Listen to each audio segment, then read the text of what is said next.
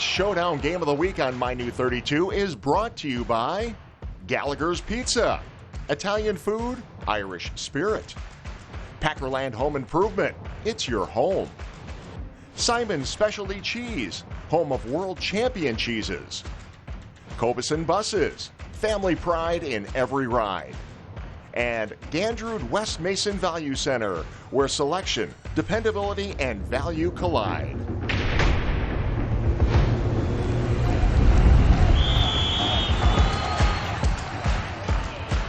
From Kimberly, Wisconsin, it's time for live coverage of high school football.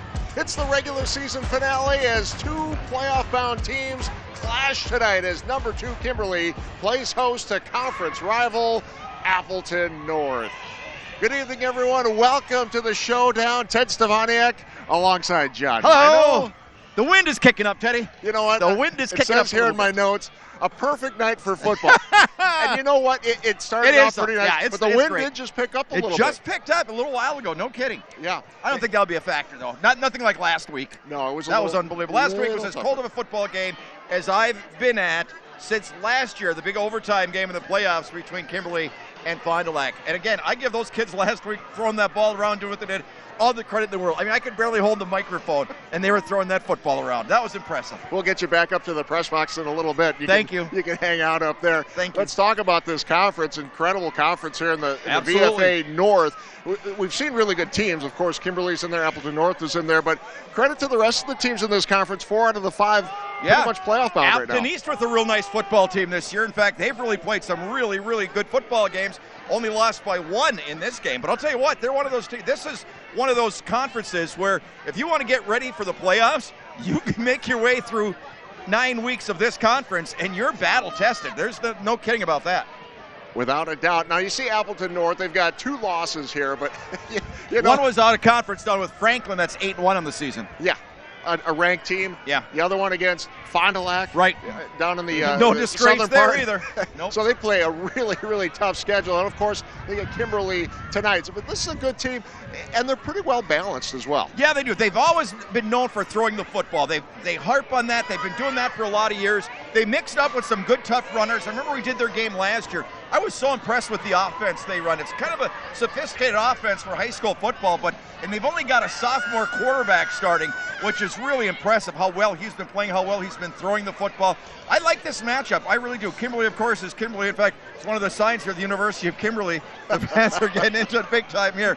But I like this matchup for late in the season. This is a good one heading into the playoffs. Yeah. Well, let's break down Kimberly a little bit more. Of course, they're ranked number 2 in the state in Division I, playoff bound, 8-0 on the season. They're doing it after losing a terrific senior class last year, and then dealing with some serious key injuries this year. No one's going to cry for Kimberly. No. For any reason. Right. But you know what? They just keep finding a way to win. Well, I remember when we did their game earlier in the season. I don't know if it was week 2, was it? But real early. And week 3 against Fond du Lac. They had 3 kids on those scooters because their knees had been shattered. I mean, just really bad injuries.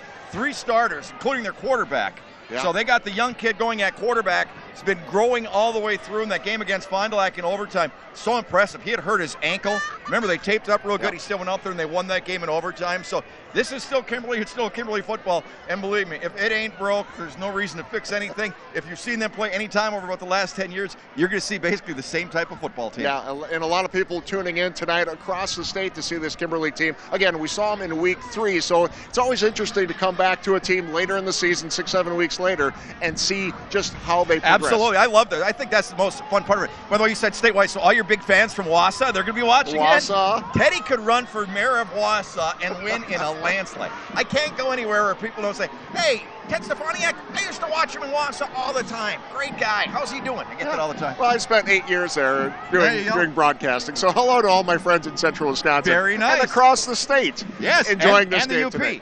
And the UP. Are we in the UP? I don't know. No. We'll check on that. Okay, How about if we take a timeout? Okay. You did some interviews with some coaches. We're going to hear from the coaches coming up next. This is the pregame show for Sports Showdown. Appleton North, Kimberly coming up at the top of the hour.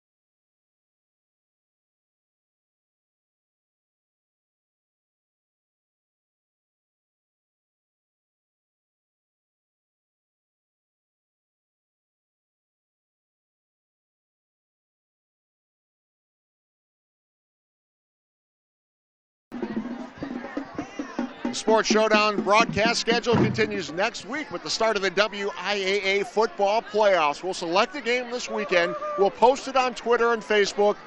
Pregame starts at 6:30, kickoff at 7 right here on My New 32. That is next Friday. Hard to believe the playoffs are upon us. Well, tonight we've got a good one for you to wrap up the regular season. It's Appleton North at Kimberly, and it's time to hear from the coaches, brought to you by Gallagher's Pizza, with locations in De Pere, East Green Bay, West Green Bay, and of course their newest location in Swamico. Let's talk a little bit about Appleton North. They've got one of the toughest schedules in the entire state. Tonight will be their third game against a top 6 ranked team in the state. And of course, they'll be looking for the upset tonight. Mino had a chance to catch up with their head coach, Rob Saul. Well, thank you very much, Teddy. Well, Coach, once again, late season. I've got some nice football weather tonight. Yeah, we'll take this weather. This time, week 9, this is pretty good. Well, you've strung together a nice regular season. I know you played Franklin early in the season, non-conference, got knocked off by them. They've won pretty much everything in sight since then. I mean, you guys have just played some really tough football. Yeah, the way our division's set up, we know we're going to have a tough regular conference schedule as it is. So our non-conference week, we decided to go down and play Franklin. We had a young team. We're like, hey, we got to test these guys early, and that's exactly what we did. We didn't quite, play as well as we wanted to. It was 14-0 at halftime. Our kids were playing hard, and we grew a lot from that, which is really what you want in a non-conference game. I'll tell you what, the Valley here has some good football teams this year, though, doesn't it? From top to bottom, our division, Kakana coming on, East coming on. Obviously we still got Kimberly, and then our crossover is Franklin and Nina, or Fond du Lac and Nina. So there's no off weeks for us. Yeah. Not a lot of homecoming nights. You know what I mean? Exactly. I know. It's good for us because we got to stay on it all the time. Which that grind is what you need to be a good football team. So we'll take it. Now we get to the playoffs. Hopefully after this game tonight we'll sharpen things up a little bit and get going. I remember watching you guys play last year. We televised one of your ball games. So impressed with the way you guys were throwing the football around out there. Yeah, that's the style of our offense. The kids like to play it. Yeah. So in Wisconsin, the weather sometimes can challenge us a little bit, but it's kind of an extension of the running game. It's not always a lot of long ones, but we'll hit that when we see those when that's open. We've got a great sophomore quarterback now that's picking up where Carter left off. So we're excited about the possibilities. I'm so impressed with some of these young players in these kind of divisions. I mean, we're talking real small schools. We're talking huge schools.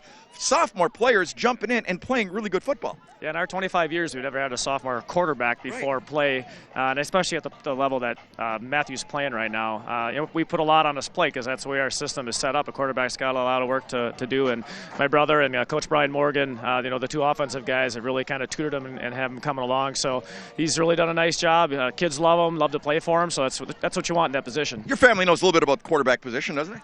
Well, we've been around football enough, that's for sure. So, hopefully we know something.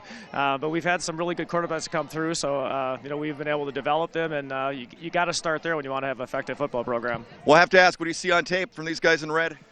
It's the same. Yeah. They start with the offensive line. They want to dominate the line of scrimmage. They want to be able to run that ball. Then when you start sneaking up, they'll hit you with some play action stuff. Their quarterback is effective enough. They have 2 good running backs, a great fullback, H-back type kid, and a great offensive line with a great tight end. So we got a work cut out for us tonight. But we've been there before, so we're just going to go battle as much as we possibly can and get some victories along the way, and then hopefully we'll be close at the end, and we'll see if we can win one. One last quick question. Coach Engen still with you guys? Yeah, but he keeps me in line. He knows more about football than I've. How many years now has he been coaching? He said 47. 47. 47. Okay. And he's still good. He's at our JV offensive line, and yet those guys rolling again this year. He just does an awesome job. I'm very fortunate to have him on our staff. Absolutely. Always good seeing you, Coach. Best of luck tonight. Love seeing you too, John. Thank you for doing this. Thank you, buddy. You got it. All right. Teddy? All right, thank you very much, gentlemen. Let's talk a little bit about Kimberly. Now, they have been tested a couple of times this season, yet they are still undefeated, 8-0 coming into this game. They've won 5 out of the last 6 state championships. They'd like to use tonight as a springboard going into the playoffs next week. Mino had a chance to catch up with their head coach, Steve Jones. Thank you very much, Teddy. Well, Coach, it's always good to be back in Kimberly. There's always something about this atmosphere in Kimberly that's pretty special on a Friday night. It is. This is a great place to play. Thanks to our fans, our parents, our community. It is. I think it's pretty special for a Friday night football game here in Kimberly. And once again, you guys are rocking and rolling heading into the playoffs. Yeah, I think we're playing pretty well. I think the fun part is I think our best football is still in front of us. I think we can get a lot better. I don't think we've yet had the opportunity to string 4 quarters in all 3 phases together. And hopefully tonight's the night, but that's our challenge for our kids right now. We saw you real early in the game against Fond du Lac, another memorable game. And I was just so impressed at some of your young ball players in a game like that, an atmosphere like that, against a team like Fond du Lac, how well they responded. Yeah, they did great that night, and I think we grew a lot from that night. Obviously we didn't play perfect. I know Fond du Lac would probably say the same, and we were fortunate to get out of there with a big win. But when you play a tough team like that early in the season, I think it really expedites the growth of some of our younger players. And we learned a lot from it. I think we're a lot better now, so we'll see what happens tonight. What's the approach heading towards the playoffs? Well, first of all, we got to take care of business tonight. Right. So really, there isn't much of an approach. It's just, are we getting better? That's always the constant question I'm asking our staff and our players. And that's the goal is playing our best football the last game of the year. And then, the scoreboard will take care of itself. So we talk about surrendering to the outcome, right? Winning and losing is really not controllable. What's controllable is how you approach every single snap and if we're getting better. And I think really that's what it comes down to. Well, I love your motivational type thing. You told me last year or 2 years ago about how I said I've never seen running backs try for that extra 1.5 feet. And you said that's how you build your program, that extra 1.5 feet, basically. Yeah, that's a theme this year. Our theme is everything matters. So how you warm up, how much sleep you get at night, to how you carry the football, to your assignments on the field, how you do in the classroom. Every little thing matters because we're all creatures of habit. So it is a foundation of our program. Those little extra, yards or those hidden yards and those hidden plays within a game really, come back to hopefully breed, success throughout the year. Well, last thing, I appreciate you doing this. I know you were on the fence whether or not you could do the interview. You're still pretty mad at me after that last game, huh? Yeah, I almost declined the interview because you promised me a piece of fish at the end and big smoked trout. I know, and you didn't deliver, so I was a little disappointed, but I suppose I'll forgive you. If you win the state championship, I'm going to present it to you at Camp Randall at midfield. Is that okay? That's a deal. Hopefully we can get just through tonight. How's that for motivation? That's good motivation, you bet. Good seeing you, Coach. Good seeing you. Thanks for being here. Teddy? So a little bit more to play for tonight. Smoked fish. All right, we got an exciting game coming up for you tonight here in the Valley. Look at this crowd getting ready for the big game. Kimberly and Appleton North. The pregame show continues after this.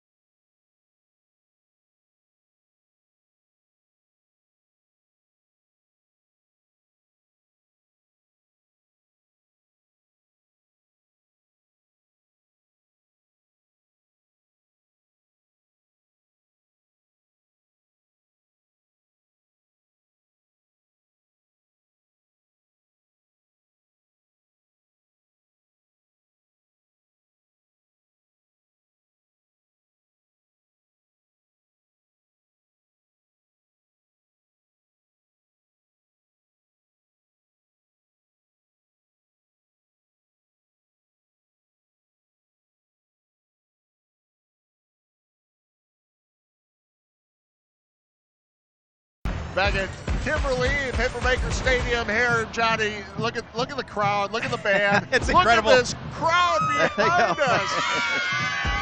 And they were here early.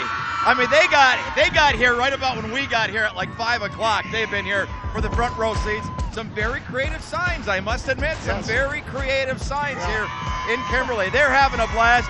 You can't find a seat here. It's loud. The band is cranking Sweet Caroline. No place better to be on a Friday night than right here, right now. Yeah, this is what high school football is all That's about. what all about, absolutely. All right, hey, let's dig into the starting lineups a little bit. All right. Appleton North with their starting lineup on offense. Matthew Schuckelman, nearly 1,300 yards passing already this season. Go-to receiver is Kyle Funk. He's got 46 catches. Yeah, really impressed with the way they throw the football, especially with the sophomore quarterback. And also keep an eye on number 75, Dante Borland, college prospect along that offensive line. Big, tough offensive line, but they also have a tough defense. This is a nice, well-rounded football team. Yeah, defensively, Wilson Zuck leading the team in tackles, 3 sacks, 11 tackles for loss this season on defense for the Lightning. Defense is really one thing they pride themselves on here. Even though they've got that high-powered offense, they pride themselves. The thing I always remember about them is their defensive backs and linebackers, extremely active, will really come up and fill and smack you in the face. Yeah, 3 of their players also share the lead with interceptions. They each have 3 interceptions. So, yeah, they can get after it on the defensive secondary as well. Let's look at the Kimberly offense. Man, they've really dealt with some injuries, but Caden Pendleton at quarterback, they've been doing a little bit more direct snaps, maybe Alec Martzell. We saw that. Remember we saw that in the Fond du Lac game? They did that a couple of times. Martzell had a huge game that night, and Pendleton, we saw him bounce back from an injury. Another guy who wasn't going to be a starter this year, but has really taken the reins of this football team and has done a phenomenal job. What more can you ask for than undefeated going into the final week? And oh yeah, Caleb Frazier, who's not on that list, also has 1,000 yards. Man, did he have a game last week, or the time we did it. Unbelievable, especially that touchdown in overtime to win it. Just incredible. And then Kimberly defensively, Logan Wilson, a D1 college prospect. He's headed to Western Michigan next year. Caleb Oberman, DeAndre Williams, they lead the team in tackles. And Griffin Weigel, DeAndre Williams is outstanding. Yeah. He's tremendous. He is a tremendous football player. Yeah. So there you go. There's your starters for this game. We are just minutes away from the start of this big game, the season finale in the regular season. I know. Can you believe that?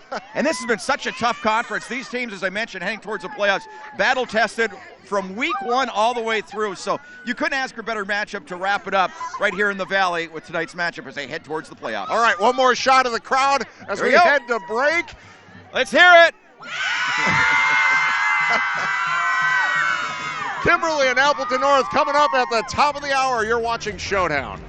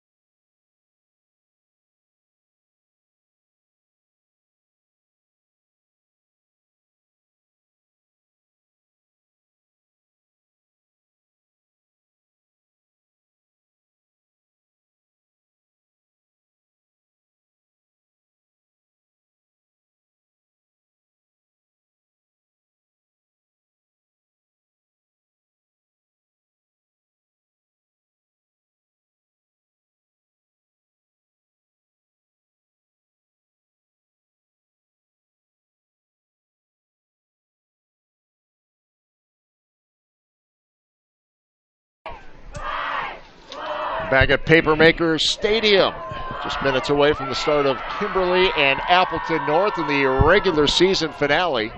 Ted and John with you for this one. Quick look at last week's games here, Johnny. Appleton North with a 28-10 win over Appleton West. Yep, I'll tell you what, Appleton North, I was talking with one of the assistant coaches on the field a couple of minutes ago. He said, boy, they have improved more this year from the start till now than any team they've had. Kimberly also beat Kaukauna 35-0. A couple of big games for Caleb Frazier and Alec Martzel. All right, we'll listen in now as we honor America with the singing of our national anthem.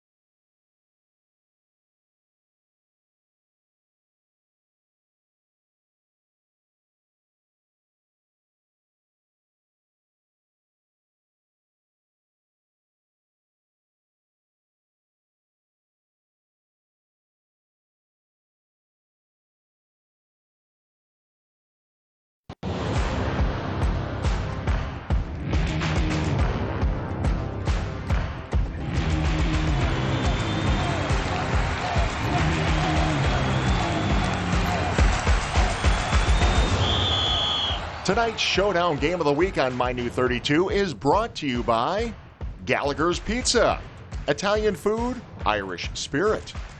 Packerland Home Improvement, it's your home. Simon's Specialty Cheese, home of world champion cheeses. Cobison Buses, family pride in every ride. And Gandrud West Mason Value Center, where selection, dependability, and value collide.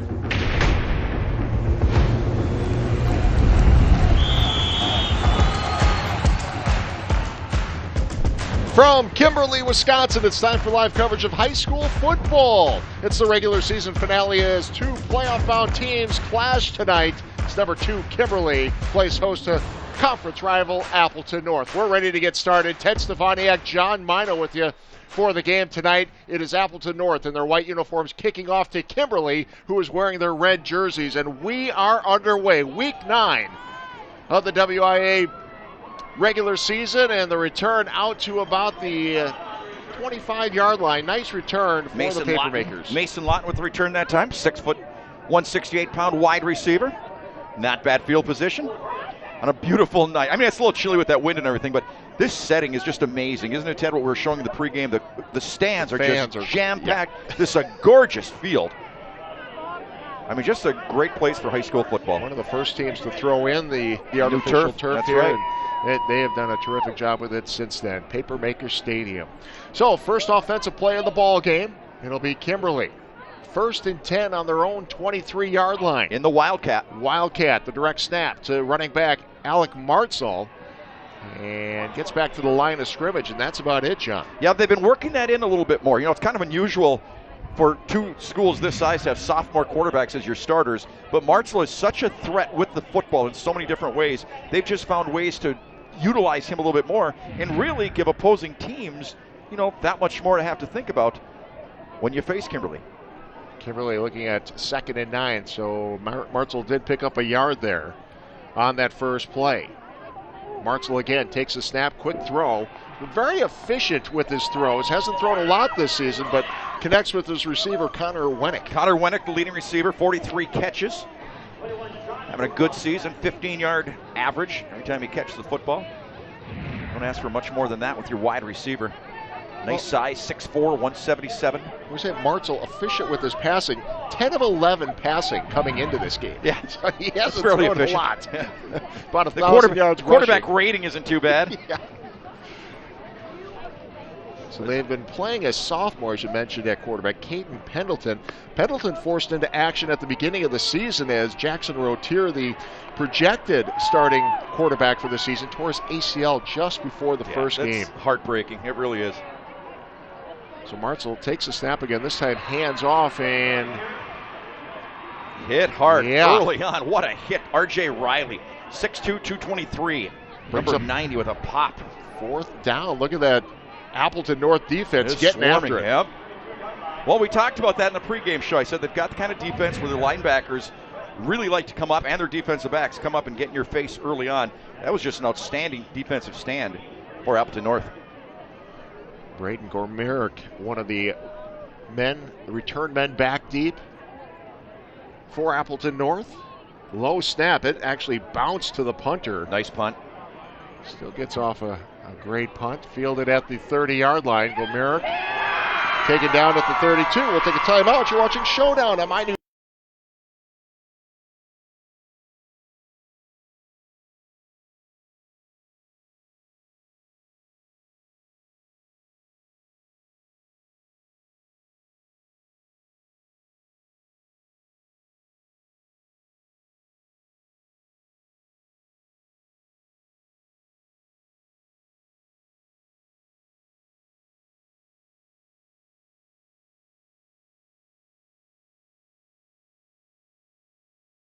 First offensive play of the game for Appleton North. They'll start 1st and 10 on their own 33. It's their young quarterback, Schenkman. Oh, nice little hitch. Oh, he drops the ball. That's a fumble. Picks it up, trying to make something happen. Flag comes in. Yeah, he wasn't going forward at all. He went back. Well, you saw it. What happened just simply slipped out of his hand. We talked about the weather possibly being a factor. It is cold out there. Well, that wind really picked up. When we first got here, Ted, it was gorgeous. Then all of a sudden the wind picked up. No, the wind didn't knock it out of his hands. No, I'm not saying that. But I mean, just as far as how cold, yes. You know, the wind chill went down. Right. And I'm not going to get into that whole thing about figuring out a wind chill like we did last week. I've got Cameron Moreland on standby. I said it was need 14 to get a hold last of him. week. Take another look at it right there. It's looking for the hitch and go, yeah. Offense. Total fumble. 10-yard penalty. Repeat first down. Against North. This isn't the same crew we had last week, is it? Well, you remember back in the day when you're trying to hold a football with cold hands. Yeah, absolutely. That's football becomes just slippery as slippery anything. rock. Yeah. So the penalty against Appleton North backs them up to the 21. So a 1st and 22. Schenkelman through the air. Oh, that one bounced and then that had a went chance off for the an foot. interception. You better believe it. That was a nice play that time. Nice hit. Coming up, Xander Zima. 5'10", 150, number 27, coming up, making the pop. Boy, defensively, both teams coming out strong, aren't they?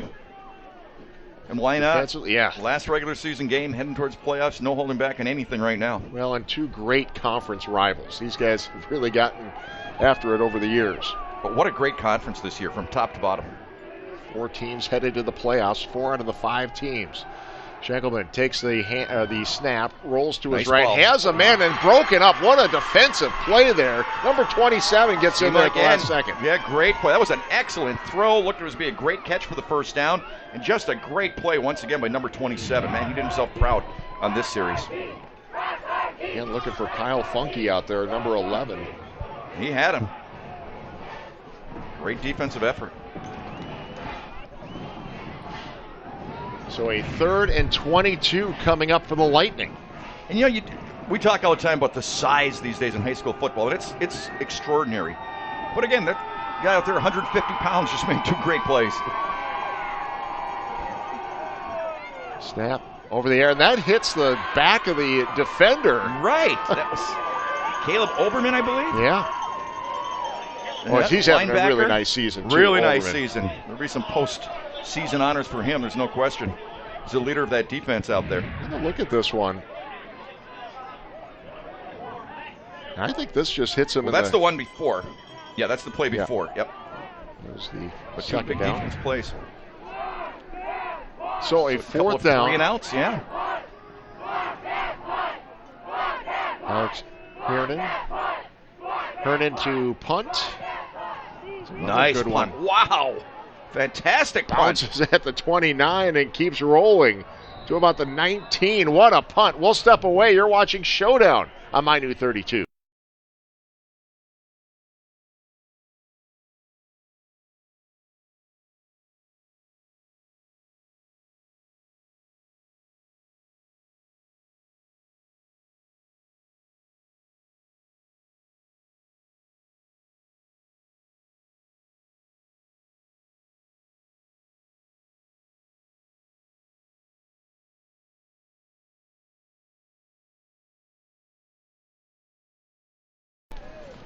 So a couple of 3 and outs for both teams to start this game. What an outstanding punt. That's officially 60 yards, and you're about 12 yards back when you punt. So that went 70 yards in the air, 70 yards total.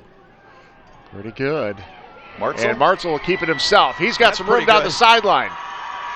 Tries to spin out of the tackle. Good job to wrap him up, but not before he gets into Lightning territory. Big run by Alec Martzel. Nick Gerard, number 36, made the stop for Appleton, and he needed to because Martzel was looking down that sideline. So he thought he might have a home run ball right there. Just a nice play, did a nice job with the fake. So it's been all Martzel at quarterback so far in the ball game out of the Wildcat. And that's where he lines up again. This time in the backfield with Caleb Frazier.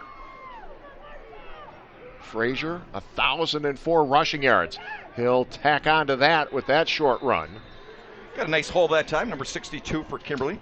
Big offensive lineman doing a nice job opening up that hole. Diego Santiago, 6'1", 183. So another sophomore on that team. Still impressed how many sophomores we've seen during the course of the season, Ted, and how well they play. Well, and that keeps the program rolling, Absolutely. doesn't it? But in my era, it was just so rare for a sophomore to play varsity football. 2nd and 7. I mean, if I didn't do it, I mean, that I wasn't going to say anything. I'll throw it out there, it's okay. I was going to let it go.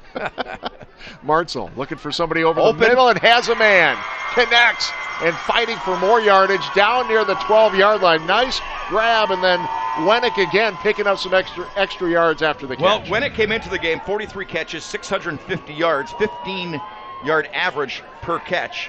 And you can see they've got a great little chemistry going out there. And again, Martzel not considered the thrower, more of the runner with that Wildcat, but he just laid that one out there perfectly. So ball down to the 12-yard line. Fresh set of downs for the Papermakers. But Jack Kiefer split out to the right. Couple of receivers to the left.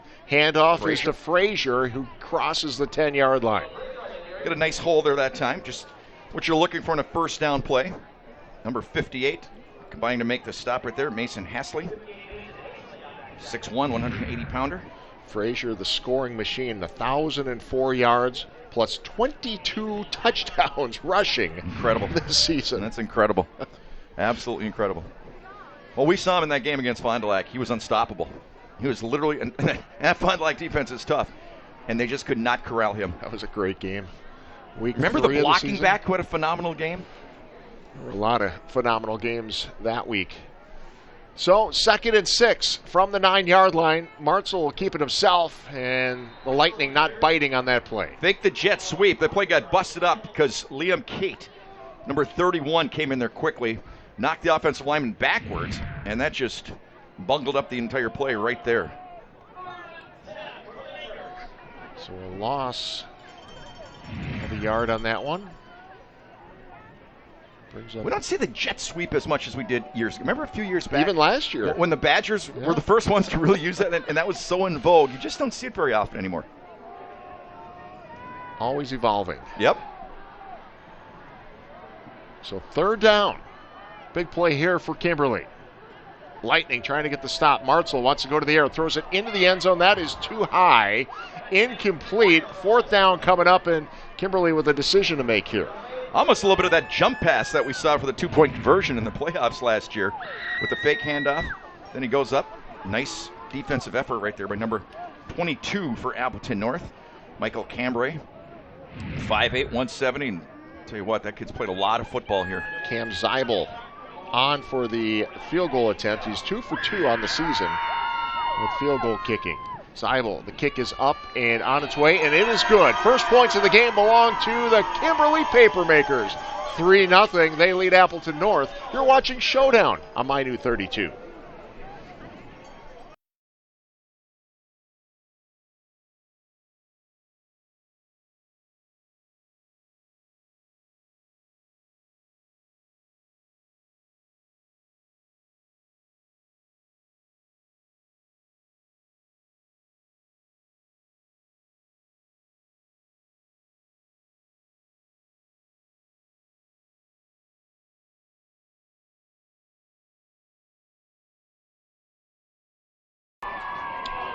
Ted and John back with you at Papermakers Stadium. The Papermakers take the first points of the game on a field goal by Cam Zeibel. 27 yards on the kick. Nice drive that time.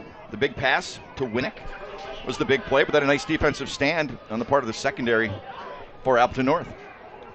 Just a hard-hitting football game starting it off here.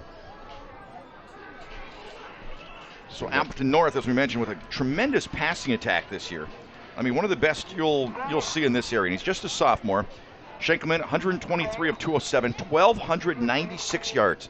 So he's got over 1,300 yards, you have to assume, before it's all over, and 8 touchdown passes. I mean, that's fantastic. 1,300 yards passing for a sophomore. Yeah, he's doing all right. He certainly is. Wow. They always have good quarterbacks, though.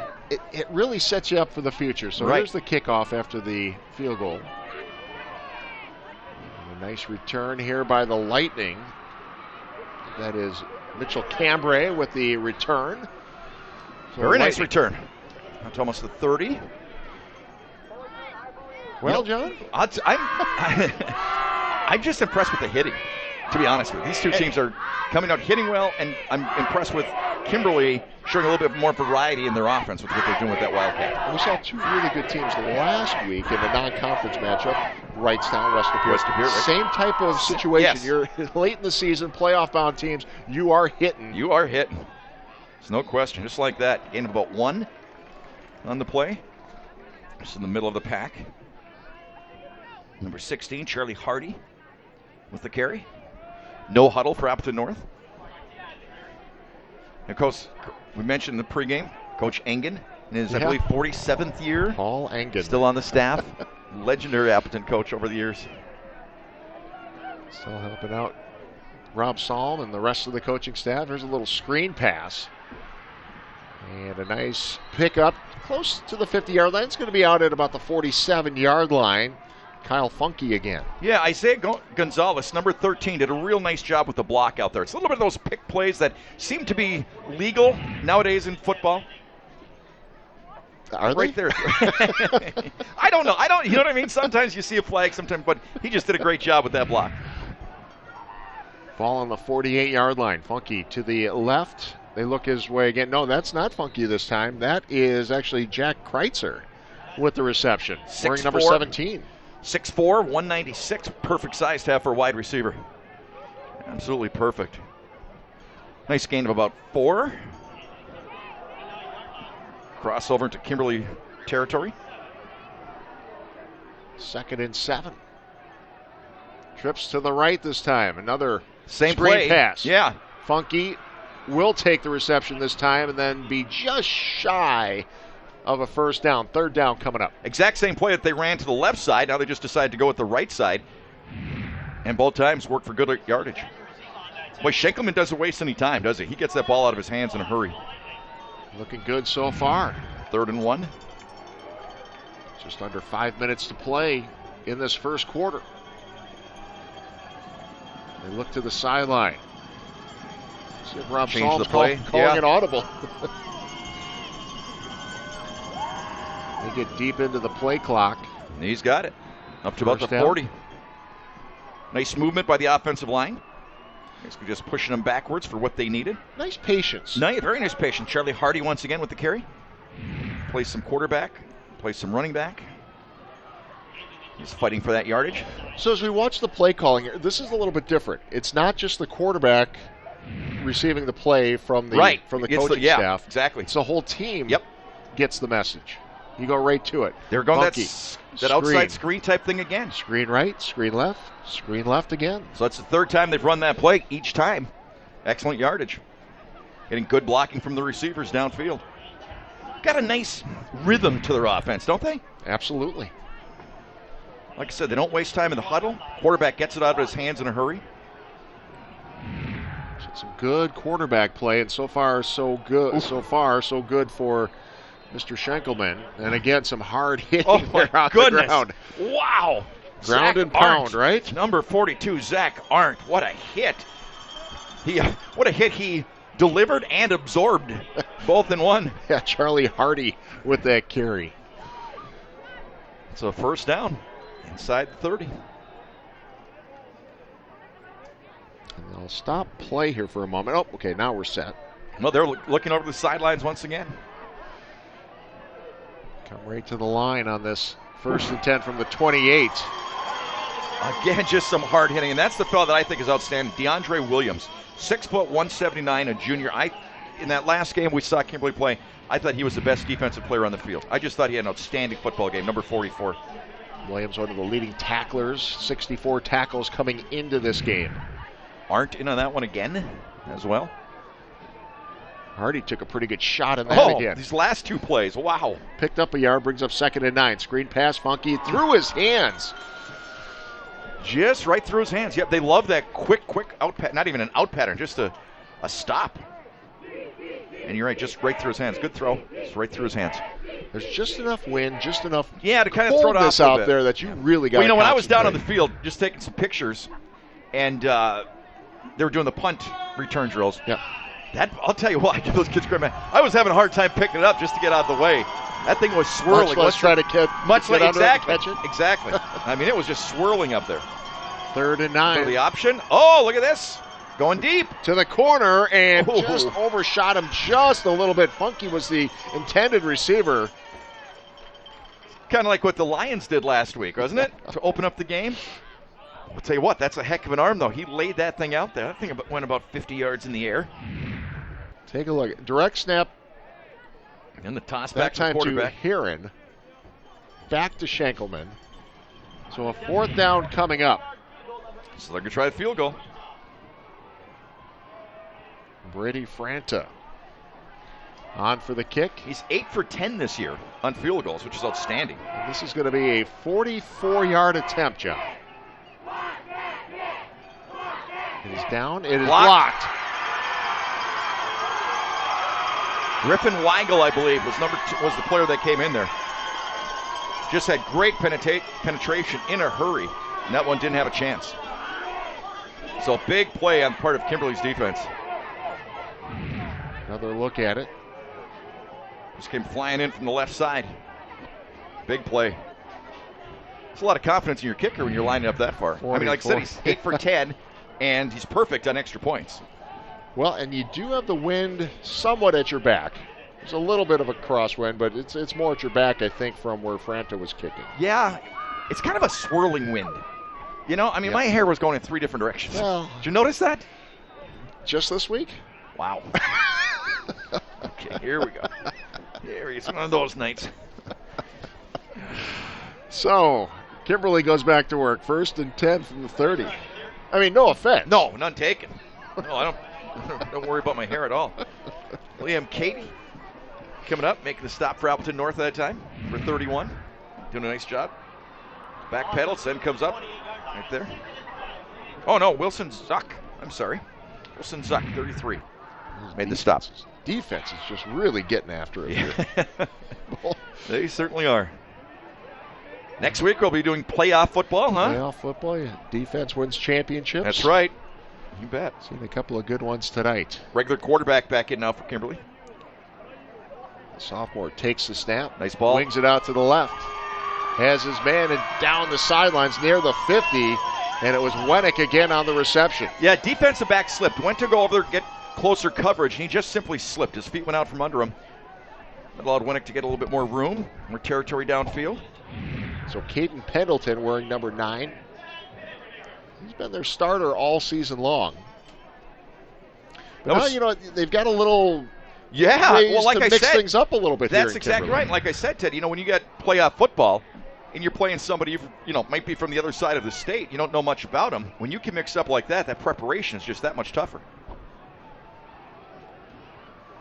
Flanked out wide to the right here. Ball sitting on the 46. Frazier trying to get nice around the corner. Actually found a little hold, then gets to the corner, out at the 40. Nice run, Caleb Frazier, first down. Will Hammond, number 48, did a great job staying on his block on the outside. That was the key to that play. Didn't look like it was going to happen. Watch number 48.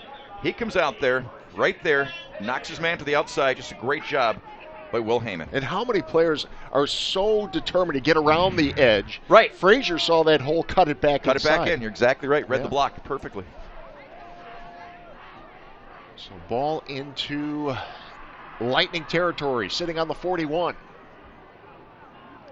Fake to Martzel. No, they hand off to Martzel, and nowhere for him to go. Loss of 2. Yeah, he was swarmed that time. Appleton North was waiting for that. Wes King, only a sophomore, 6'4", 241.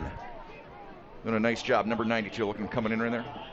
Got some help from Max Carpenter, number 91. Big, tall defensive lineman. 6'4", 6'4", 6'4", 6'2". Be tough to throw over. Inside of 2 minutes remaining in this first quarter. Pendleton has a little screen pass out to Wennick. Wennick looking for a block. Gets one. A flag comes in. I think there's a block to the back over the far side. Boy, he had a lot of room. Surprised how much room he had when he caught that football. Let's see what the flag is. What? If we go back and see the official giving the signal. The block in the back. Oh, I got you. Holding, offense, 10-yard penalty, repeat first down. Well, then I don't know what the official was doing. As he was demonstrating? He was demonstrating. Giving him the business. First down. Is that Red Cashin? Yeah. It's from these parts, from around this area. Legendary Red Really? Cashin. Yeah. You didn't know that? I didn't know that. Wow. I learned so much when I I'm know, in the booth right? with you. I think from Neenah. I believe Red Cashin is originally from Neenah. We should have him come up into the booth with Well, us. I think that would be difficult. Oh, okay. If you know what I mean. Oh, yeah. Okay. We'll leave it at that. Second you. and 14. Wow. Pendleton, another completion on that 2nd and 14. There's Connor Pendleton. So a little brotherly love right there. They like these quick little out patterns, don't they? And they run them really well. Well, both teams have have shown that tonight. Yeah. Why not? And then look for one of them to run a hitch and go for the money. Still can't believe how early the Kimberly student section came out here tonight. They were ready to go. I mean, they're here 2 hours before the game. And I don't know if we've ever seen a student section with so many signs. No, it was fantastic. I even had to ask one of the kids what his sign meant. I'll explain that to you in a minute. Okay. Can you? Yeah, I think. Okay. 3rd and 6 from the 37. Pendleton tries the right side, has Wennick again. Wennick's got some room if he gets around the defender, and he does. Yep. Little fake and dives for the end zone. He's going to be just shy out at the 2-yard line. I'm surprised how much of a cushion they're giving them, Ted. The defender was 5 yards, 6 yards deep when he caught the football. I don't think there's any question they're going to have to come up on coverage. See that, how much cushion he gave him? I mean, I know they're worried about his speed and getting deep, but right now they're giving them the business with these short passes. Wennick used the dead leg move dead leg. about the 10-yard line to pick up another 8. Yep. 2-yard line. So 1st and goal from the 2. Frazier will line up in the backfield with Martzel. Keep an eye on Frazier. He goes in motion. Direct snap. Martzel will try the right side. Nice has blocking. A big hole, and wow. he's into the end zone. Touchdown, Kimberly. He had fantastic blocking that time. 37, Mitchell Smarzinski, 5'11", 180 pounds, did a great job. Number 37, it was a double-team block. And each man did his job. Look at that block and just clearing out. It's outstanding. Number 48 also, Will Hammond in there again with the block. These are 2 big bodies thrown behind. So Martzel with the touchdown. Now the extra point. Cam Zeibel. It is up, and it is good. And just like that, Kimberly is up 10-0 on Appleton North, 1:26 remaining in the first quarter. Nice drive by Kimberly, mixing it up. Both quarterbacks played. If you call Martzel a quarterback, I guess nowadays he'd be considered a quarterback. But they just did a really nice job with those short passes. And they're taking, the old advantage, take what they give you. Appleton North is giving them those short, quick outs. And Kimberly's just not going to change. It's like, we're going to keep doing that until you decide to come up tighter on us. So that was the case of that drive. Just an impressive drive. Boy, an action-filled first quarter. Yeah, two of the biggest plays, though, coming up was the pass down the left sideline and the block of that field goal attempt. It seems like Kimberly really gained some life from those 2 plays. So Zeibel to kick off for Kimberly again. Kyle Funky. We back deep. We talk about how much better quarterbacks are nowadays in high school football from all the different things. But so are kickers. I mean, years ago, did you ever think of a 43-yard attempt? I mean, I know in high school, no. Yeah. Every once in a while. Once in a while, somebody would have that one kid. But generally, it was, maybe an offensive lineman who was also the kicker or something maybe you like can grab that. one of the kids off the soccer team Exactly, who doesn't have a in. game that night. Yeah. We've seen that from yes, some we teams. have. But the kicker for Ashwaubenon, or not for Ashwaubenon, for Westy Pier last week, who'd been, 54 on extra points? I mean, it's pretty incredible. You pointed that out before he missed. Oh, I didn't. I didn't say it. You were thinking I it. was thinking it. There's a difference. You've got that kind of power. Thank you. This one bounces at the 18. Looking for some room up the he's middle of the field and out to the 35-yard line. Nice return once again by Mitchell Cambray. Ben Peace, number 32, taking him down. He's had a couple of tackles on special teams tonight. So good field position once again for Appleton North. They've had success moving the football. Going with 3 wide receivers to the right, 1 to the left. Single man in the backfield.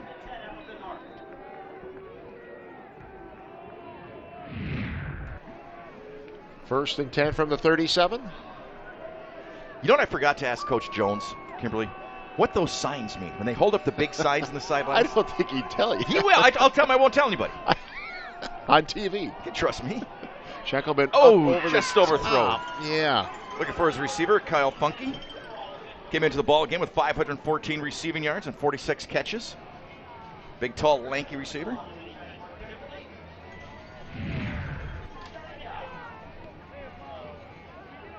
Oh, I had the wrong guy. I'm sorry. Jack Kreitzer. They got me too. That's Sorry 17 and then 11. Sorry about that. You got to take a really good look at that. Jack came in with 25 receptions on the season.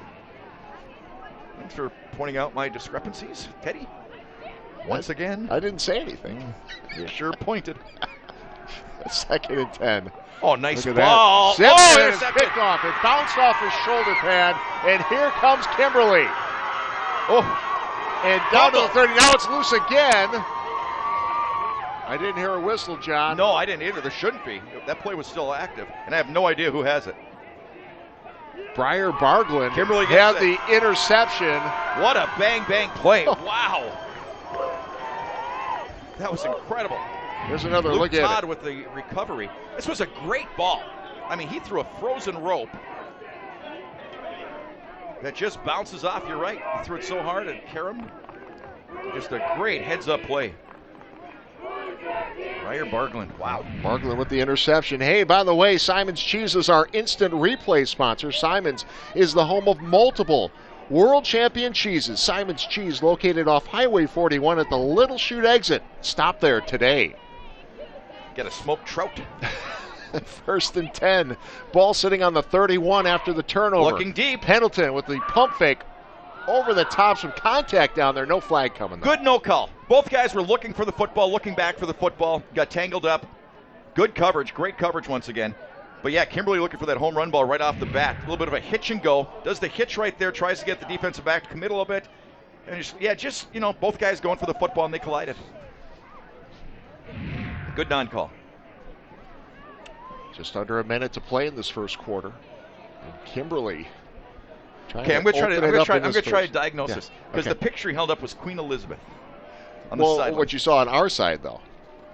That's not what. Oh, that's right. Yeah. Okay, never mind. You don't know what Forget you what saw you on the field. Martzel taken down for a loss. Boy, 92 is having himself a nice ball game, isn't he? That's the second big play. Really busted one up, blew it up down by the goal line. Wes King, as I mentioned, just a sophomore, 6'4", 241. Well, he was back there about as quick as a snap. Boy, was that nice when you're a coach, you got somebody that size as a sophomore. I mean, you can almost project him to be about relying on him over the next couple of years. Yeah, in the weight room. Be a few schools at the next level looking at this young man already. No question. I should be a recruiter. You should be. Winnick takes the pass and tries to get back to the original line of scrimmage. It's a unique play, kind of a screen. He had the offensive lineman out there with him. The offensive lineman pulled out. Number 68, Nick Tomasovic. And we're at the end of the first quarter. First quarter in the books. Good one so far. Kimberly 10, Appleton North nothing. Regular season finale. Second quarter action coming up after this. You're watching Showdown on My New 32.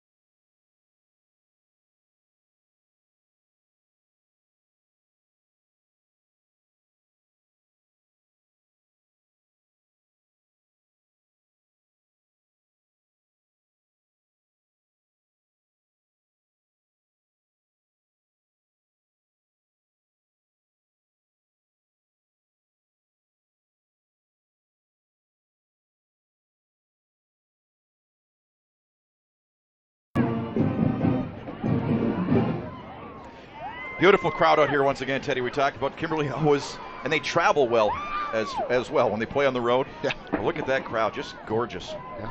Hey, by the way, the scoreboard sponsor tonight, Packerland Home Improvements, quality window and door replacements since 1973. It matters. It's your home. There you go. 10-0. Kimberly leading Appleton North as we get ready to start the second quarter here, John. So I'm waiting on confirmation on Red Cash and being from Nina.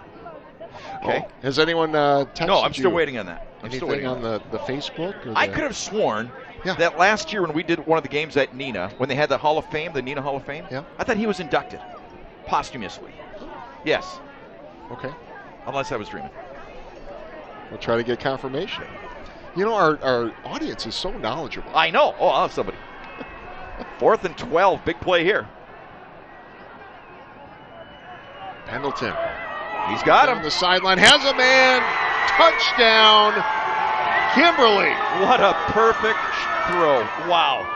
Just an absolutely, I mean, you could see that one was going to be a touchdown as soon as he let it go. Jack Kiefer got behind the defender and goes in for the touchdown. Just on the money. Perfect throw. Again, for a windy night, he just laid this out there perfectly. Couldn't do any better than that. Oh. Cannot do any better than that. Well, now the extra point attempt coming up. And that on a 4th and 12. Cam Zeibel, good again, so it's 17-0. Kimberly leads Appleton North, and we'll keep it here, John. Yeah, a couple of big mistakes, obviously. The biggest one was the interception, and I'm not blaming the quarterback for the interception. That was a heck of a ball. I mean, he threw that, just a frozen rope. The receiver couldn't handle it. Then the interception by Kimberly put him in good field position. So Kimberly's doing all the little things right. I mean, there was 4th down and 12, great conversion. They blocked the field goal attempt. They do a great job getting the interception and the return. So Kimberly's playing kind of flawless football right now. Well, here's some breaking news. Coach Jones is a really good coach. Man. Okay, what we've seen over the last couple of years doing these games, he takes a timeout. When he comes out of the timeout, right, something good happens. They execute I agree. so well. So in between quarters here, basically the same thing Exactly. as a timeout. You make sure everyone's on the same page, and the kids go out and they just execute. Well, you know, one thing I'm curious about, remember I was talking about how much cushion the defensive backs for Appleton North were giving? I got a feeling they moved up. And when Coach Jones or one of the assistant coaches up here in the box saw that, that's when he decided to make the one quick move, boom, go deep. Yeah. Because now he wasn't giving up as much cushion. Appleton North had been giving up that cushion to prevent a play just like that. And now they've got a 17-0 lead. After what we saw, a very good start from Appleton North. Absolutely. But a couple of those mistakes have just haunted them, and Kimberly has taken advantage of each. Now the kickoff fielded at the 10. And Cambray tries to take it to the other side of the field and taken down at the 25. Another nice special teams play. Kimberly plays outstanding special teams. Ben Peace with another tackle. I think that's his 3rd in the ball game on special teams. It's a really nice job. So ball sitting on the 26. So, I'll tell you what, it's early in the ball game. This is a big series for Appleton North. Absolutely. This is a real big, with the type of momentum that Kimberly has, this is a huge series. Put some points on the board here. Last year when they played to a 10-point game. We did that game, didn't we? At Appleton North? At Appleton North, yeah. This time they'll mix things up a little bit. Different ball carrier, Yeah, Cal Martini. Yeah, going with a little bit of a power game. You know, he's got 564 yards rushing and 6 touchdowns. But that's the first time we've seen him tonight. And again, another sophomore. Yeah. Appleton Team North about one. playing for this season, playing for these playoffs, but looking pretty good for the future. Here's number 44 in red, as I mentioned, too, DeAndre Williams. Telling you, college recruiters, check out this young man. Might be a few watching this game all together. Who's on that field? There he is again. Martini. Nice, tough run. Knocked out of bounds again by 44 in the red. 3rd down coming up. You think I'd be a better coach or recruiter? Think about it. Oh, yeah, I'm going to think about this. and everyone at home, please feel free to contribute. Over, under. How long before my team went on probation? First down pickup for the Lightning here. Boy, 3 just... Martini again. Yeah, and all of a sudden, Appleton North, they came out throwing the ball quite a bit. Had some success, but also had the big turnover. But right now, they're just coming out playing power football. Martini leaves the game right now. So a first down for Appleton North. You see those defenders getting low. Yeah. For Martini. Absolutely. So ball on the 37. There's a deep shot down the field, and that is almost picked off. Oh, he had it for a second. Boy. Griffin Weigel Great just coverage. popped out of the hands at the last second. Again, quarterback laid it out there where the receiver had a great shot at it. But it was just a 2-man game right there, and the DB won. Boy, I like the way this kid throws the football, though. Well, Ted. I thought when it left his hands that he had a really good shot at completing this pass. I like the way he throws the football. Wow. Looking for Kreitzer, I believe. And again, only a sophomore. So 2nd and 10 from the 37 once again.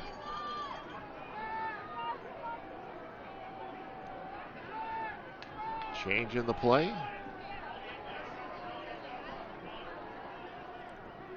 Put a man in motion. A screen, flag. There's a flag. They had 2 men in motion that time. They had the man coming across from right to left, and then the running back, the intended receiver, took off early as well. So they'll take that one back 5 yards. Or do you think I'd be a better ref? Well, we giving could break down I'm giving you many options. the duties of each one of these jobs. Okay. Illegal shift on the offense. That penalty's declined. You like that? 3rd down. It's gonna be a whole new me, a whole new career. Or maybe WIAA administrator. I've applied. You don't even want me to No. We'll just stop right there. 3rd and 10. Looking for a screen. Oh, read beautifully. And a 4th down coming up. That was read so well. Zach Arndt, number 42, just wasn't fooled one bit. Came in and make a big play. Well, the Kimberly defense almost seems like a resurgence now, doesn't it? Tried to look him off to the right, and Art just stayed home. Saw the offensive lineman pulling his way. And that was big. Well, punting situation here for the Lightning.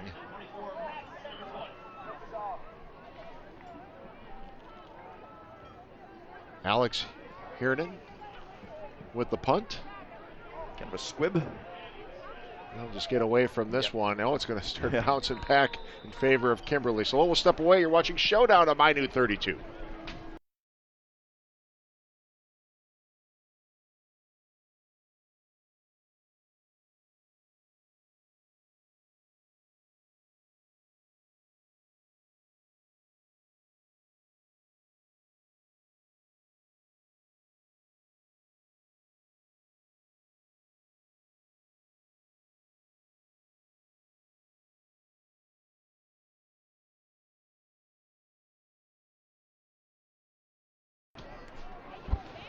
So Kimberly with a 17-0 lead takes over after the punt. 1st and 10 from the 35.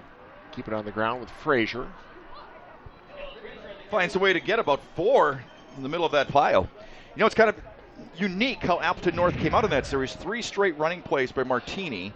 Then they threw the ball the whole time after that. It's almost like they wanted to try to establish something with the run. Then they got away from it pretty quick. Well, you've got a 3-score lead right now for Kimberly. How does this affect their play calling? Well, I don't think it does yet. Yep. One more score, okay. All right. And I think it affects it a lot. At least that's my opinion. Martzel takes a snap, hands off to Frazier. Frazier looking on the blocking. far sideline, has a 1st down. Flag comes in again. I'm telling you, I know I raved about this young man last year, our last game. Will Hammond, number 48. He stayed on that block all the way to out of bounds, 12 yards downfield. Just did a great job lead blocking. So penalty against Kimberly. You know, we'd had a season of relatively few flags. Then the last 2 weeks, all of a sudden, a bevy, right? Why do you think that is? I Usually don't know. It's the opposite. I know, right? Where you start with a lot of penalties early on and then... Exactly. Holding. Offense. 10-yard penalty. Repeat 2nd down. Last week we had 27 holding calls. Remember that? I think you're missing a couple. I mean, it was run a play and look for the flag. But you're right. Normally you'd see that early in the year, and by this time, you wouldn't see that. And I'll tell you what, if it is a problem, and I'm not saying they're not holding calls or anything like that, but I'm just saying that's something heading into the playoffs when you have, competition real close to your level. A couple of those penalties kill a couple of drives. Yeah. That's huge. Huge. Those could be season enders. And the playoffs start next week. Winnick. Wait, they're going to blow this play dead before it started. And I'm not sure why. Was it a delay?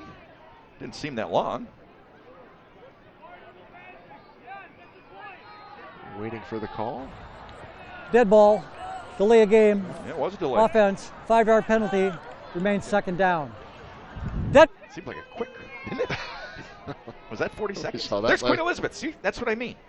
That's what I mean. Yeah, but that's what we're seeing. All right. I'm not sure what's on there. Okay. Got to get our cameraman to see what's on the other side. That is privileged information. I'll get it out of him. So after the penalty, brings up a 2nd and 16. Ball back to the 29. Martzel. Fake the handoff. That was a great Fumble. fake, and there's a fumble. Yeah, it popped Appleton out. North, yep. And Appleton North recovers. Yep, I thought it did early on, but I wasn't sure because there wasn't much of a scramble for it. Number 58, Mason Hasley, came up with it. There's a fake to Frazier. Keeps it. Yeah, he just left it behind. Got ripped out of his arm. So big play for Appleton North right there. Let's see if they can capitalize on it. They'll start on the Kimberly 31. Flags. And another flag. Legal procedure again. The only thing I can think of, and you know, you're not making excuses for the kids, but the last 2 weeks have been colder. Yeah. And Dead it's ball. obviously Full start. tougher to Offense. concentrate when 5-yard it's penalty. Remains first down. ultra competitive games. As Oh, you no get question. This deep into the No season, question. you're You fighting bet. through seeding and No question about getting ready that. for the playoffs. But I'm just saying, it's one of those things you got to clean it up. absolutely. You got to clean it up heading into the playoffs. So 5-yard penalty. Backs him up to the 36, 1st and 15. Wow, So Kimberly Hardy- defense en masse that time. Coming in. Gain of 1 maybe. Yep, 1. 2nd and 14. Is Kimberly number 1 in Division 2? Kimberly is number 2 in 2. Division 1. I mean, I'm sorry. Who is number 1 in Division 2? Do you know? Number 1 in Division 2. Yes. I do, and that's Wanakee, Oh, Wanakee, okay. followed by West De Pere. Shankelman out to Dropped. Hardy. Hardy dropped it. Yep. Seen a few of those tonight. Yeah, that's what I was wondering where West De Pere was right now.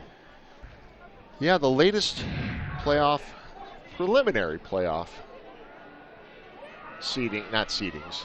That's coming up much later, actually tomorrow. That was interesting. Well, we're at The halftime. playoff report has Right. them Division 2 at the bottom of Division 2. Okay, but what I'm saying is at halftime, Yeah. we've got an interesting conversation with the athletic director here at Kimberly. Yeah, Ryan McGinnis. Yep.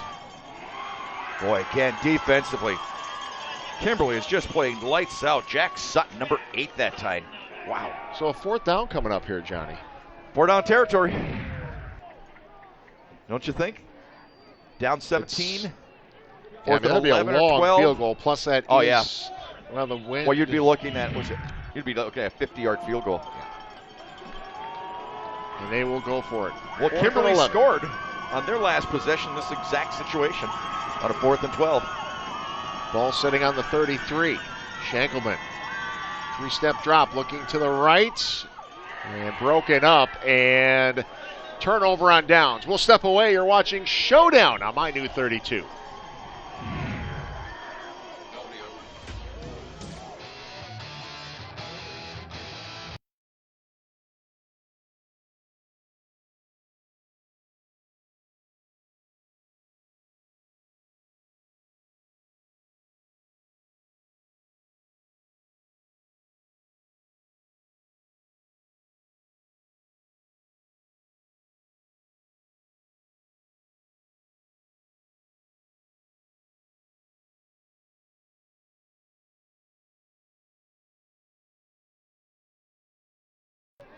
So Kimberly holds on defense once again. Turnover on downs, and the Papermakers have the ball. 1st and 10 on their own 33.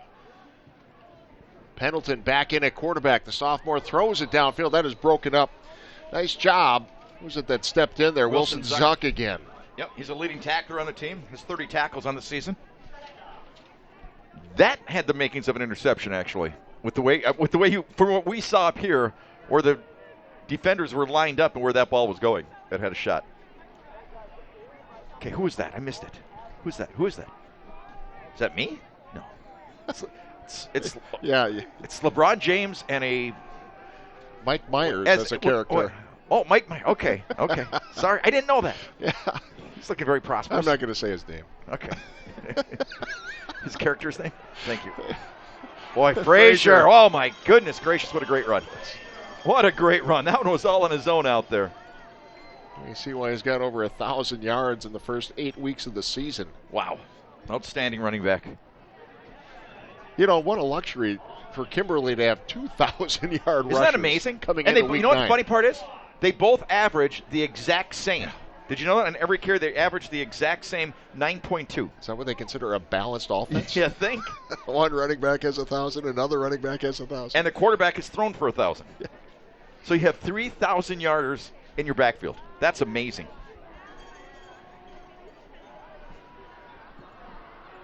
So 3rd and 1. Frazier's in motion. Martzel looking for the first down and has it. And then some across the 50. Runner, isn't he? Wow. Just a tough, determined runner. All these guys are, Kimberly. You know, when we talked to Steve Jones before the game, we talked about their motivation and their overall mission, basically, their mission statement is get a yard and get a extra foot and a half in everything you do. Get an extra foot and a half, extra foot and a half. You always see that, how they finish off runs. It's incredible. It adds up, doesn't it? Yep, sure does. So ball sitting on the 49. Both teams will be in the playoffs next week. Yep. Boy, Appleton North traveled well, though, too. I mean, I know it's only a couple mile jaunt, but their stands are about 3/4 filled. Frazier coming to the near side this time. Again, cuts that hole, cuts it back. That was a big tackle because I'll tell you what, that DB was going to be one-on-one with Frazier. Ethan Post making the stop, number 52, did a nice job that time grabbing on and hanging on. Frazier 6'1", 190. Just solid, isn't he, though? Just solidly built. He looks bigger than that today. Oh, I agree. I remember we interviewed him after the game last time, and I thought the same thing. I thought he was well over 200 pounds. He thought I was, too, but... Just saying. Just saying. Well, that was earlier this season. Yes. That was week 3. It's week 9 now. I was barely working out then. There you go. Exactly. Barely. Yeah. 2nd and 4. Ooh, big hit. I'm telling you, this Lightning team will smack you. Mason Hesley, once again, number 58, 6'1", 180, junior linebacker. They are still bringing it strong, I'm telling you that. Love these signs. Oh, so one of the signs early on, look at that. That one's even lights up. It said, I'm not going to say who it was in reference to, but somebody for Appleton North on the coaching staff. It said, so-and-so smells like green pennies. And I went up and asked the kid, I said, what are you talking about? He says, well, you know how green pennies smell? I go, no, really? I've never even seen a green penny. And he's explaining about how the oxide or something. It's like, yeah. Then he got into science. Yeah. Boy, nice throw under pressure. First catch out there for the big tight end rumbling downfield. That's Brett Peroni, 6'3", 220. Nice throw by the quarterback that time. Peroni also the punter. Another underclassman. You know, we talked about how many guys they lost last year, from last year. But wow, does that give a whole bunch of underclassmen a lot of playing time right now? Well, again, when you win big, and a lot of times Kimberly does have some larger margins, that allows you to play these players that don't start, get them some quality minutes. Although they've had a couple of really close games this year. Yes, I mean, obviously, Fond du Lac, Appleton East. 1 point game. 1 point game to them. Martzel keeps it. Boy, it takes a village to bring him down, doesn't it? I was just saying, that so extra, strong, that extra. It was a 5-yard pickup, 4-yard, 5-yard pickup, Yep. and it ends up being about on 6 the or extra. 7. Yep, that's exactly right. Impressive. You know, the game we had against Fond du Lac, too, Ted, remember the quarterback sprained his ankle badly and stayed in that game. That was a real guts. I still say that trainer should get a special award with the way she wrapped that ankle that night. Remember what a great job she did? Yeah. And that was all in overtime. Yes. Yeah. Sit down there on the bench. So 2nd and 3 coming up. Martzel again will take the snap. They put Frazier in motion. Fake to Frazier. Martzel looking downfield. Into Has the a chance. end zone. Is it called? Oh, what a catch. What an Winnick. outstanding catch. Winnick Wow. at the 2. Great arm, great throw. The window, honest to goodness, Ted, was the size of a bread box. Do they still make bread boxes? I was going to say it, but keep going. Okay. I mean, that's how small the window was. It was unbelievable. Just a great rocket throw. Look at that right there at defenders on both sides. A great grab by Winnick. When's the last time you used a bread box? Hey, you ever think about that? I haven't thought about it until just now. Here we go. 1st and goal from the 3. Martzel Wide open. tries to cut it back, and he is in. Alec Martzel at the 3-yard run. Touchdown, Kimberly. Another impressive drive by Kimberly. Boy, they can do it any way they want. Frazier, of course, Martzel. Then the big pass to the tight end, which really put him in the red zone, put him into scoring position. Outstanding drive. Outstanding football team. I'm not trying to use superlatives here or whatever, but this is just a really well-oiled machine. Extra point now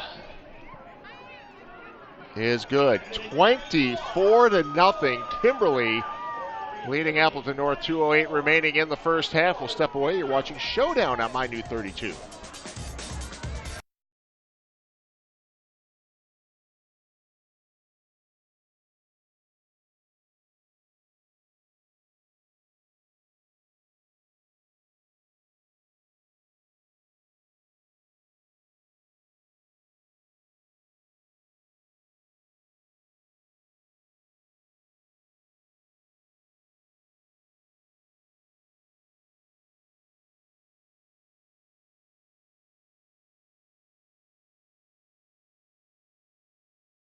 (24-0). Kimberly leads Appleton North. 2:08 remaining in this first half. I was just going to say the same Didn't see this coming thing. at all.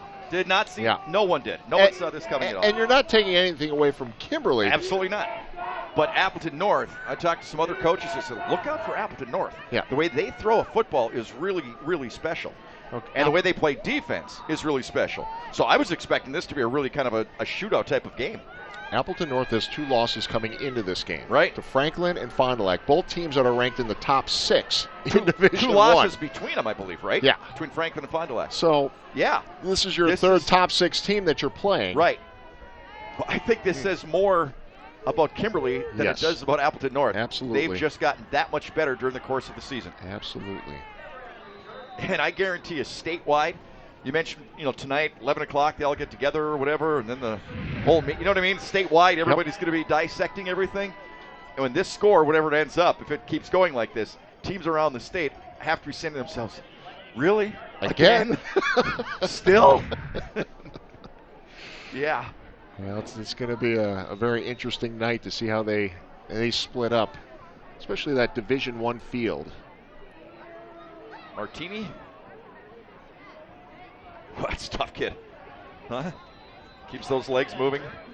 And big DeAndre went head to head. Fumble? Yes, it is. Wow. I thought the play was dead, to be honest with you. Forward progress looked like it was stopped. I thought that one was dead. Unless it came out in the scrum. Take another look at that one. This is Martini. Big fullback. Yeah, there you think it's, well, he's still fighting. Because it happened late. Really? I don't see really anyone arguing, though, over on the Appleton North sideline. So, oh boy.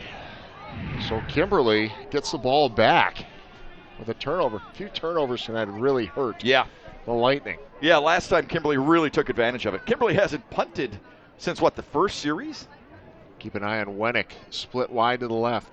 They'll run it right. Nothing there. And another flag. Yeah, I thought they might take a look at Martzel. He was split out wide to the left, one-on-one. We had the worst vantage point for that fumble because everything was behind it. You know what I mean? That's how we saw where all the backs. But you're right. I didn't see the Appleton North sidelines go crazy at all over the call. But it just seemed really late. Holding a face mask. There are 2 fouls on the play. Holding on the offense. face mask, 5-yard on the defense. They offset, repeat first down. Okay, offsetting penalties. So first down. Well, Appleton North absolutely has to stop them here. I mean, there's not even a question mark now. Or we might be looking at running clock in the second half. Well, you got to get to 35. But you're right. I mean, they just have to. They just even for some pride right now, they have to be shocked. Pendleton back at quarterback. Trips to the left this time. Looks left. Wennick is the receiver down at the 20. Just proficient. I think that's the best word to use for their offense tonight. Proficient. Well, and Wennick just keeps making the receptions. He's open. I believe he was the center receiver of the three. He just found his hole. The quarterback just laid it right there. But two sophomore quarterbacks with great arms. And both tall kids, one 6'6" and 6'2". This will be fun to watch over the next few years. Clock is ticking away here. Another completion. They're just short and right. Again, the word is efficient. Proficient, efficient, proficient. Same word, isn't it? Jack Kiefer with the reception. Thing, right? Proficient and efficient? Proficient and efficient? Yes. It's basically the same word. Yeah. Okay. Trust me. Which one of us was an English literature major? Well, I'm gonna tap out on that one. Okay. So it wasn't me. I don't know what you were. I just assumed you were. I wasn't either. What were you? What do you think? Oh boy. Again, I'm going to ask for help from the audience. A little mass communication. I thought you just kind of started that afterwards. No. Wide open. He missed him. Oh, Wennick. That's the first one he's missed of an open receiver. I don't know how those DBs allowed him to get behind him. They came up and he just blew past them. He was open. It's the one pass pattern that got here, away. yeah. It's a real nice pattern. It's the only one that got away. Yeah, he started on the left side. Yeah, came across. So 3rd and 3 for the Papermakers. Former Papermaker, Klein, still in the NFL, playing with the New Orleans Saints. In fact, starting for the Saints. Had a few good ones come through and get to the next couple of levels, haven't they? Vandenboom down at Wisconsin as a backup quarterback. Big hole. Martzel inside the 5. Wow, that offensive line just parted the defensive line of Appleton North that time. Wide open hole. It looks like some of the steam has been taken out of Appleton. Look at the size of that hole. Oh, and one of the officials got hit, and they are looking at him. So, yeah, this is not a good scene here. Yeah, and it was right at the end of the play there. I didn't see it, to be honest with you. You saw it? Yeah, just on the replay. Okay. All I saw was that offensive line just blowing open holes. I don't think we've ever had this before, have we? An official hurt? Well, so hopefully he's going to be all right, but training. Yeah, from both there. sides. Everybody's out there. Wow.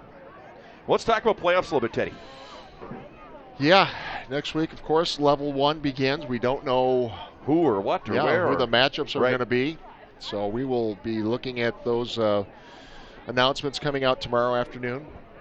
When the pairings come out, we'll select a great game to bring your way next Friday. So absolutely. We'll be start someplace. things off at 6:30. Kickoff at 7. And boy, they're bringing out more equipment for this official. I hate to see that. He's got a report. It looks like a knee.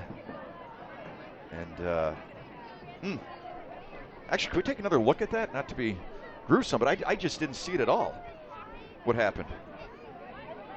But wow, I've never seen an official down like this. Hopefully it's not bad. Yeah. Okay, here we come. So right in the middle, I would imagine. That was a back judge. Right there, okay. Oh, wow, yeah. Oh. Yep, Okay. Yep. All right, we won't show that again. Nope. Wow. Wow, when you get hit from that angle. Yeah, and you could see he was trying to decide which way should he break exactly. to get out of the way of Well, there were 3 guys there. The defender that came in. Right. Almost like a leg whip down there. Taking him out. Wow.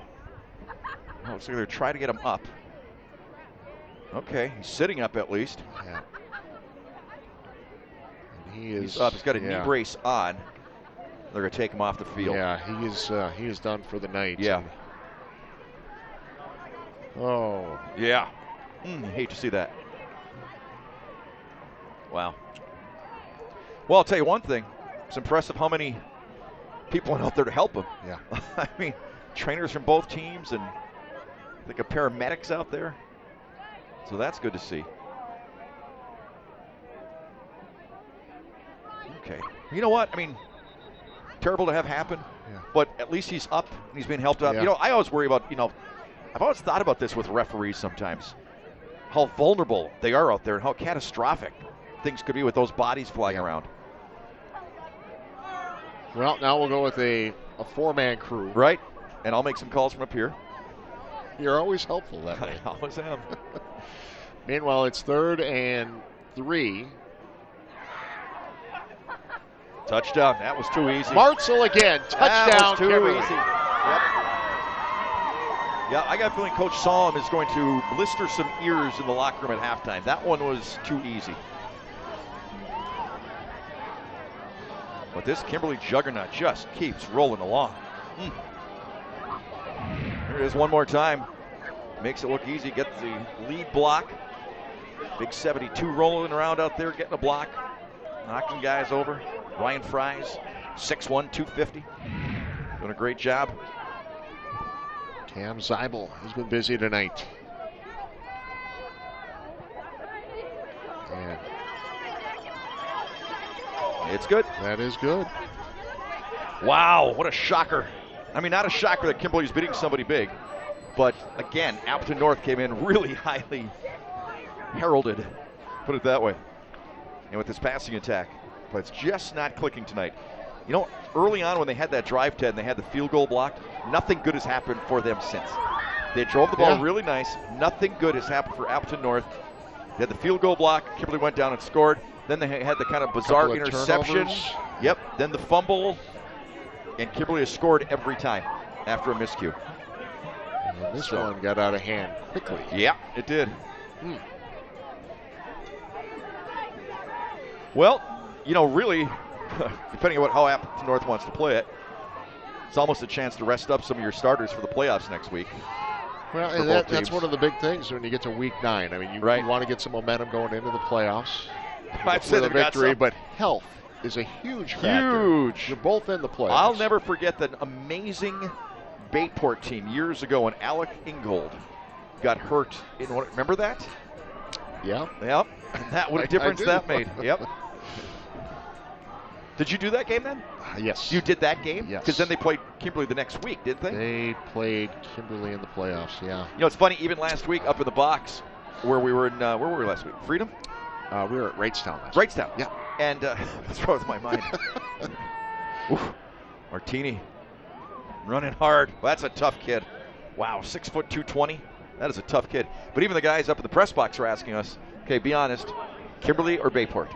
I mean, that's like a discussion. That's been a discussion going on for like 5 weeks. I know. That is like a legitimately hot topic going around Northeast Wisconsin. Kimberly or Bayport? Who would you take? And I say, you know what?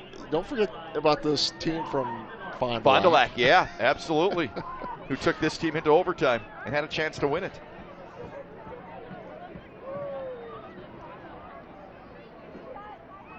Nice strong run.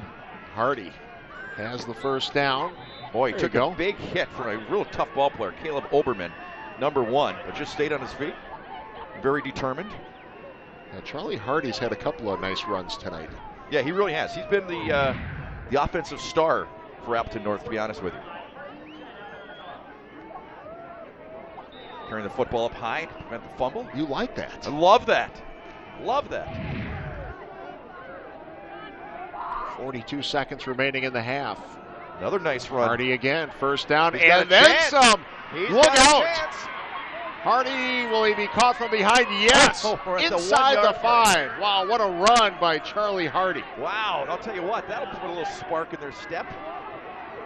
Nice job. Chased down, I think it was Oberman who chased him down. 31 seconds left to go in the half. So they get up to the line of scrimmage quickly. Nice job turning the corner, huh? First and goal from the 1 now. Olbermann and Breyer Bartland Hardy combining. Wow, stuffed.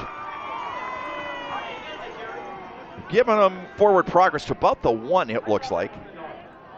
Quick timeout to stop the clock with 24 seconds remaining here in the second quarter. See what happens here. Hardy gets the handoff. Just stuck in the middle of the. Wow. I'm telling you, that defense is outstanding. Just outstanding. Just a bevy of them there. Zach Arndt in there again, making the stop. What's the call, Coach? Well, I think you might bring Martini back in. I think so, too. I don't think there's any question. Although, you want to see Hardy, he's done so much of the work on this drive. Right, to get the glory points. But I'll tell you what I would do. On the 1. Yeah. I would go split backfield, okay? And I'd run a counter, fake it to Hardy, give it to Martini. That's what I would do. All right? That's my call. See what they do. I'm sure it won't be that. Because I'm never right. Don't see Martini in the game. So Schenkelman in the backfield with Hardy.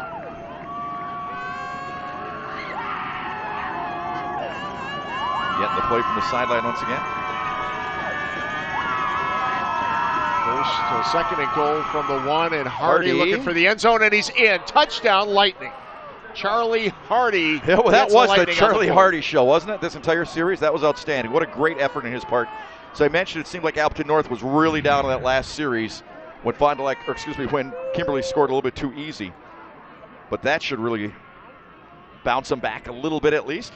Getting something on the board, getting some success. Nice drive. A little easier going into the. I know. That's what I say. I was just going to say the same thing. At least a little. Ooh, almost blocked. Positive to happen, and they certainly got that. So Appleton North gets on the board, but still trail Kimberly now, 31-7 with 20 seconds remaining in the half. Would have been easy for Appleton North to just say, okay, let's lick our wounds, let's go to the locker room, let's regroup, let's try to come out strong in the second half. They didn't. That's all the credit in the world to them. Still playing football. Still playing hard-nosed football. We were talking about the conference down here, though, just the whole valley, how their football has improved. I mean, Appleton East a few years back, remember, they were really struggling. And Kaukauna was really, really struggling. Yep. And both have really turned around their programs. Absolutely. And both heading to the playoffs. So four out of 5 teams from the Valley Football Association North. You're right. On their way to the postseason. That's good to see. And really a down year for Green Bay high school football. I mean, you don't see Notre Dame have this type of season. You don't see Southwest have this type of season very often. Yeah. It's just kind of a down year. Well, and a lot of times you'll see 6 teams from the FRCC make the playoffs. I mean, I'm not quite sure you're going to see that many this season. Some local teams that still have a shot, Luxembourg-Casco. In the field need a win Need a win and some help. Wrightstown tonight. Ooh, that's a tough chore. That was a nice Wrightstown team. Yeah, Seymour also another team on the bubble. Chance. Squibber on the ground. Uh-oh. It's a good thing he was tripped up there. There's another nothing into something. Yeah, absolutely. Absolutely. Oh, I wouldn't be shocked if he goes deep. Would you? I think so. You don't think he will? I don't think he will. Okay. Yeah, I'm just saying. It's the young guy and I just think is awesome. Will Hammond. A nice job taking up to the 46-yard line. Yeah, I couldn't tell it was 48 or 49. With the carry? Yeah. Hammond, 48. Yeah, that's what I said. Yeah, I know. Okay. Thanks for correcting me when I was right. No, you were right. Okay. I'm letting you know. Thank you. I appreciate that. So 14 seconds. They go to the air. Ha! You're on a roll tonight. Yes, now. I am. I You're am, on a Kimberly. roll. You and Coach Jones, I mean, you guys are just synced in. I know, right? Isn't it amazing? But we got a text from one of our longtime good friends, Larry McCarron. Yes. Watching the game tonight. Yes. Wishing us well. Great to hear from The Rock. You bet. This team's doing pretty good. Boy, I'll tell you what. I'm telling you, I watch a lot of NFL. I don't see too many teams in the entire NFL better than that team in some ways. And I think they're not there yet, but they're still winning games. But when they really put it all together, I think it's going to be amazing. Losing Devontae really hurts, though. Hopefully he gets back in a few weeks. Went off the mark a little bit. Quarterback took a pretty good shot, too, after that one. So 6 seconds. Think they do the kneel down now or not? Let's just make a wager. Let's make a wager. I'm going to say We're going to make a wager. At this Okay, point, make no, a wager. let's go. Listen, we're going to wager a pizza. A pizza? From our wonderful sponsors. Okay. What do you think? I don't think they're taking a knee. I was going to, that was my option. Oh, we're on the same page. Okay. You can buy me a pizza anyway. Climb so aboard. Here we go. Wow. Third. He's going deep. 10. And there's still a tick left on the clock, but it's fourth down. I bet they take another one. And did Pendleton take another shot? He kind of backed up like he took a shot. I didn't see it. I didn't see it either. I was watching downfield, to be honest with you. So 1 second remaining in the half. Let's take a look here from the end zone cam. He got bumped into, to be honest with you. His own man got knocked into him. Okay. So 1 second. I think they're going to try it again. Get the points when you can. So from the Lightning 46, and then there we go. Take a all right. We're both wrong. Couldn't have been more wrong on that I know. drive. Yeah. No, you couldn't have been. The first half has come to an end, and a bit of a shocker here at Very Paper big. You bet. Maker Stadium is Kimberly with a 31-7 lead over Appleton North. We'll be back after this timeout.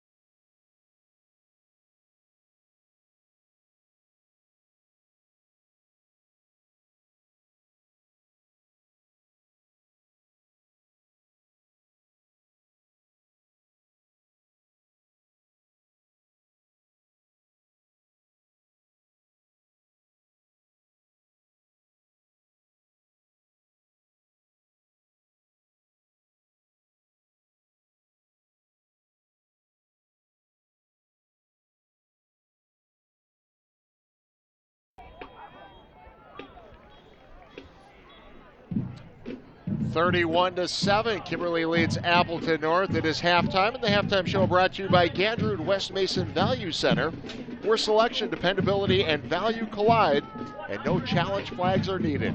Search vehicles starting at $4,900 at GandrudWest.com. Well, before the game tonight, as you saw John standing there with Athletic Director of Kimberly, Ryan McGinnis. He had a chance to talk about a few things, including what happens over the next few hours here in terms of the WIAA pairing up these teams for next week's playoffs. Thank you very much, Teddy. Well, Ryan, it's good to see you, buddy. Heading towards the playoffs. It's a hectic time for you, isn't it? It is, but a great time. So tell me about the hours and things that go into it from the end of this game all the way through. Well, it really starts, right at the end of this game when you call a score in. The WIA and a computer system, does their work, and we get word, sometime between midnight and 1 a.m. of what the field is. Okay. And so, Steve Jones and I will talk probably at 1 in the morning and plan for what the seating meeting is at 11. We don't know where that seating meeting is yet.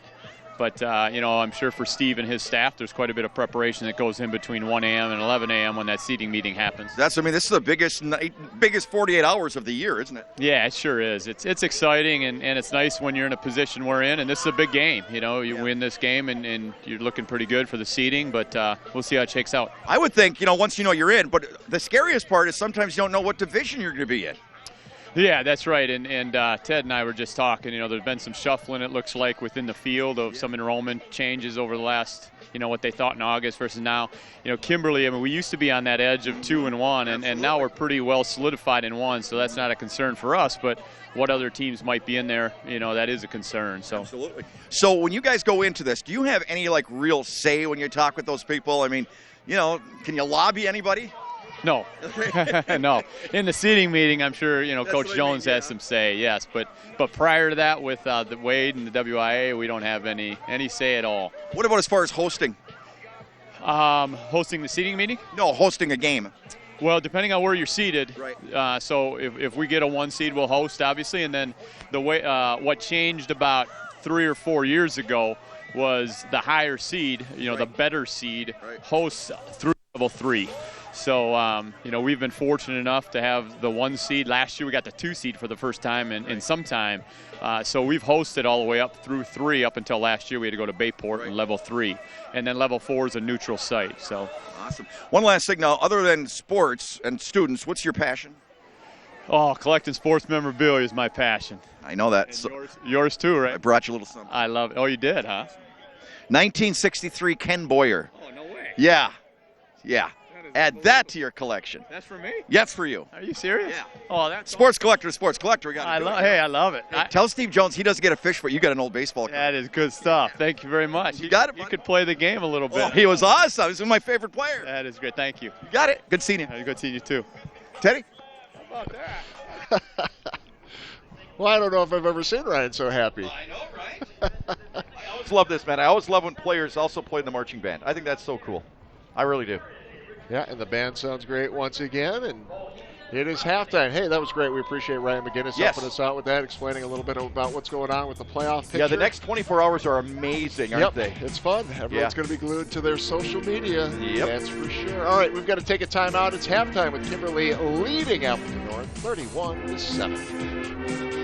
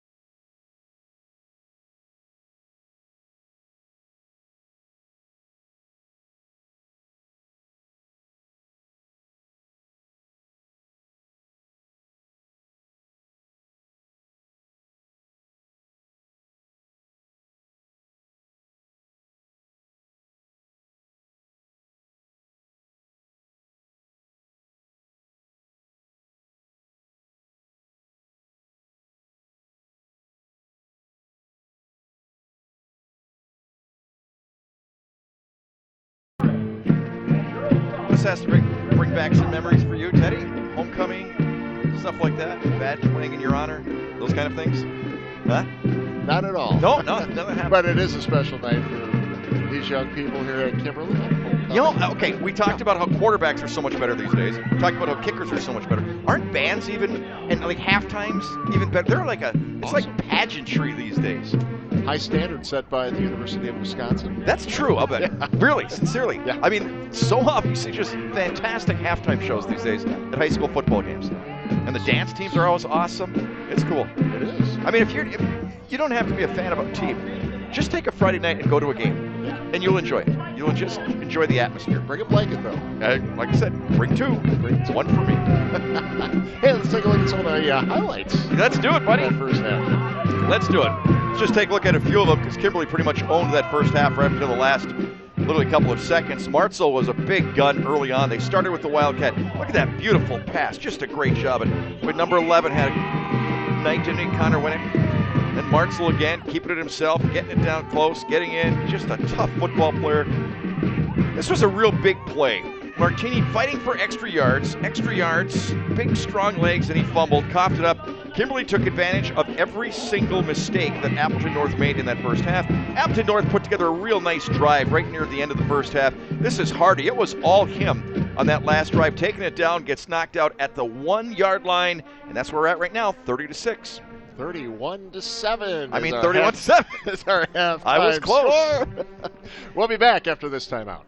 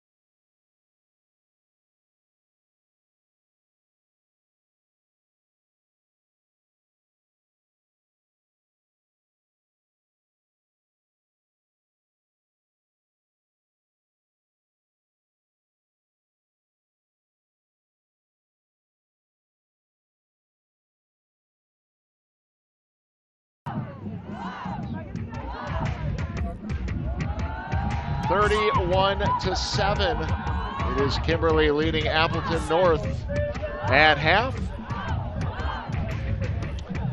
And we are just moments away from the start of the second half. And again, just looking at that crowd, just an outstanding crowd tonight.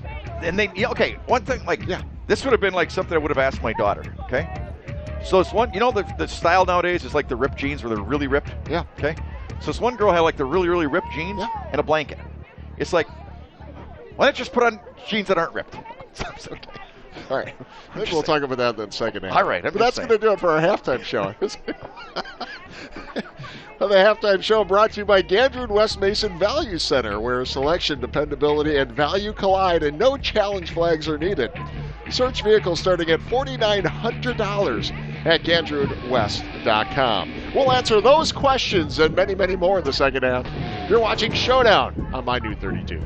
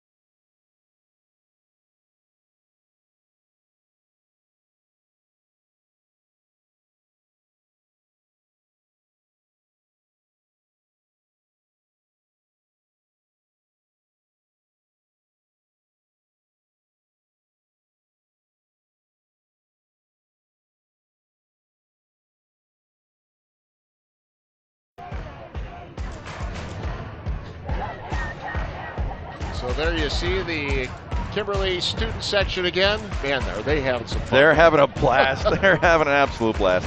I still say one of the greatest sports things ever that was taken away was the old sectionals at the Brown County Arena. Yeah. When those student sections would just go insane at that place. Remember that? Oh, yeah. I just thought that was one of the greatest sports venues I'd ever seen in my entire life. The old Brown County Arena. By the way, after a correction. Yeah. Red Cashin. Yeah. Not from Nina. Not for me. Not from me. No. What are you doing? Dick Jorgensen was. What are you doing? What are you doing with your phone here? I don't know what you're doing. Dick Jorgensen was inducted into the Nina Hall of Fame last year. Legendary referee. And I got to think, Red Cashin, he would have to be from the real south side of Nina to have that accent. You know what I mean? Yeah. So I don't know why I thought it was Red Cashin. Yeah. So I stand corrected. That's okay. Thank you, Jeff. That's all right. And we knew that somebody would step in and help us out. And I had some other things. Yes, bread boxes are still a thing.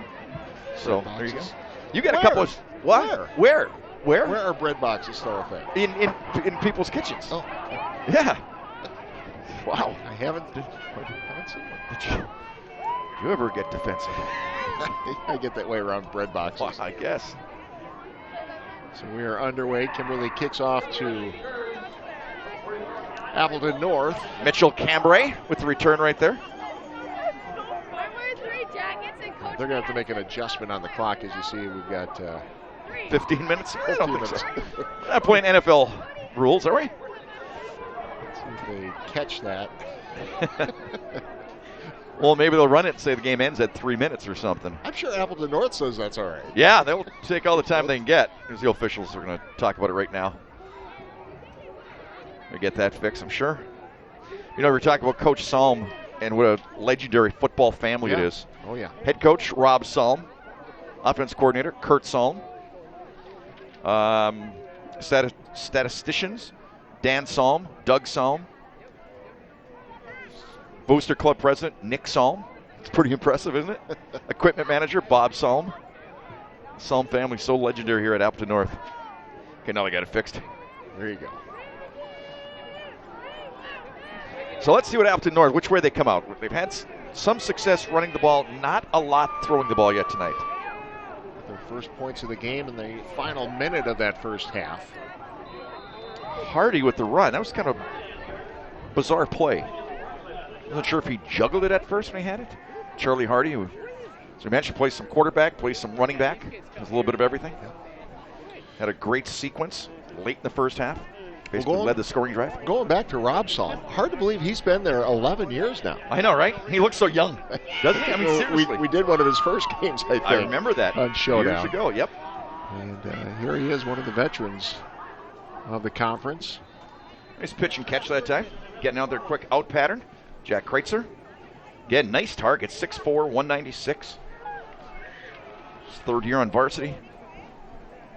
Well, we talked about how young this Appleton North group is. Right. If you remember last year, Patrick Watson. Yep. Terrific running back. Tremendous. Was their leading receiver last year. He moved to Virginia. Oh, wow. In the offseason, so that was quite the hole to fill. But, it's a play they had some success with early, and a flag comes in. Kyle Funky with the reception. Flag came in late. Not sure what it was. Oh, looks like against against Appleton North. Again, we're down one official. Johnny right. Slay, one of the officials, seemed to go out with a pretty painful leg injury. Let's put it that way. Not sure what exactly it was, but he was down for quite some time. Blocking below the waist on the offense.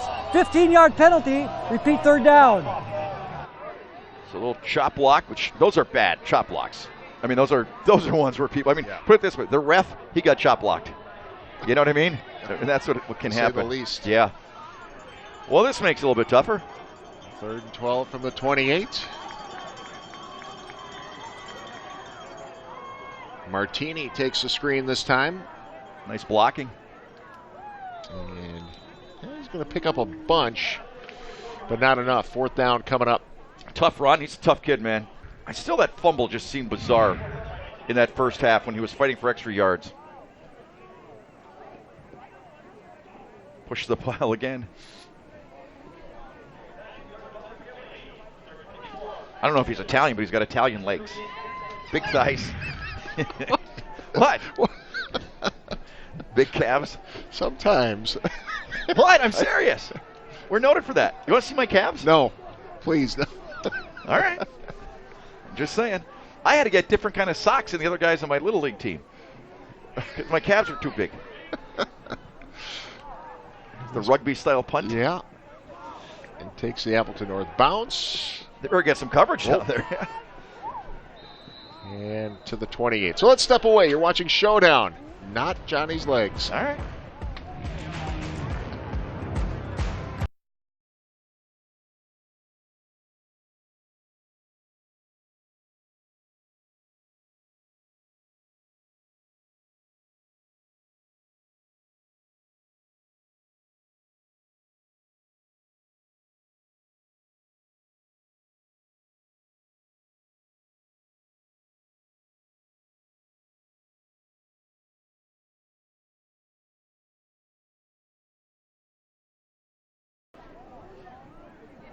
First and 10 from the 28 as Kimberly takes over.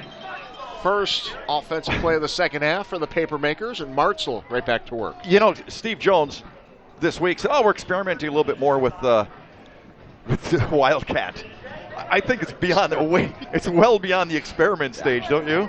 I think this is their bread and butter right now for the rest of the season, for however long it lasts. But this thing has worked flawless. Well, again, you've got some different options now. Pendleton at quarterback. Now Martzel again. Wow. He's got big room. block. He's got a huge block. Is anyone going to catch him? Nope. To the 10. Traffic at the 5, but Martzel into the end zone. Touchdown. Papermaker. Incredible. What an incredible play. And I'm going to point him out one more time because every time he does this, big things happen. Will Hammond, number 48, had a tremendous block. Just tremendous. He is one of the best blockers I've ever seen. Watch him right here. Man, is that about 61 Well, at that point, he yards? already did. Yeah, that was just incredible. Holy cow, is he having a night. Just a tremendous night. Extra point again. And that's good. Wow. I mean, 38-7. not to go overboard, but flawless. They've been absolutely flawless tonight. Kimberly has. My goodness. Yeah. Look, here comes 48. It's the big block right there. That's the one that really sprung him. Nice cut right there. Wow. Fourth touchdown of the game for Martzel. Unbelievable. It's a pretty good night. Not bad. By the way, those instant replays you're seeing tonight, brought to you by Simon's Cheese, our instant replay sponsor. Simon's is the home of multiple world champion cheeses. Simon's Cheese, located off of Highway 41 at the Little Chute exit. Stop there today. I could live there. I mean, I could eat just what they have in that store. Yeah, what would you start with? Oh, you know what? Okay, you know what's phenomenal is that that fudge they have. Fudge. That maple nut fudge, phenomenal. Chocolate milk in the glass bottles is phenomenal. One of those, that onion dip he gave me last time when they were here was phenomenal. The smoked fish is phenomenal. I'm going to The start with a little cheeses. comfort food. Those are comfort the foods. deluxe grilled cheese sandwich. Oh, that sounds fantastic. Wow. Yeah, I stop there every once in a while. That Just sounds for that. outstanding. Got to take care of your clients, right? Yeah, that's what I'm doing. Yeah.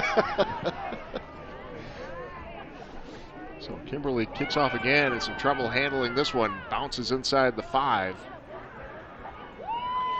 Well, he's had a full night returning tonight. Kicked a lot to him. The flag Mitchell comes in. Cambry.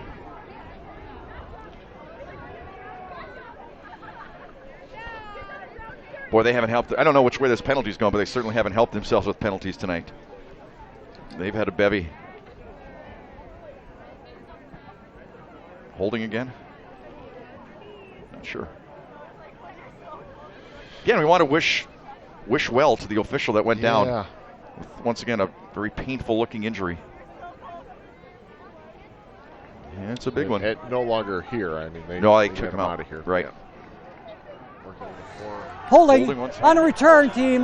10-yard penalty, first down. So, Appleton North in deep, deep trouble and a score away from a running clock. Which is, it's a good rule, but I think it's kind of a, what's the word? I don't know. Well, where are you going with it? I'm waiting. I don't want to say humiliating, not going that far, but it's kind of, do you know what I mean? I think it's meant to do the opposite. I know it is, yeah. But I'm just saying, okay? I'd hate to be at the receiving end of that. Well, sure. That's what I'm saying. I'm going to leave that one alone. Yeah, I'm going to dig myself a deep hole with that one. I have nothing to say. Nope. It's Kimberly defense, though, once again, just outstanding. Well, when you're in the situation, now you're in a... Yeah. You know, Kimberly's Zach able to just kind of Arch, pin their ears back. Right, just go after it. Let's go with all the cliches. Yep, that's right. Get after them. Arch, 42, big game. Number 24 coming in and helping as well. Max Sanderfoot, 5'8", 143. See Coach Jones in the black jacket there. Always with the visor. Nice play. Felicia to the far sidelines.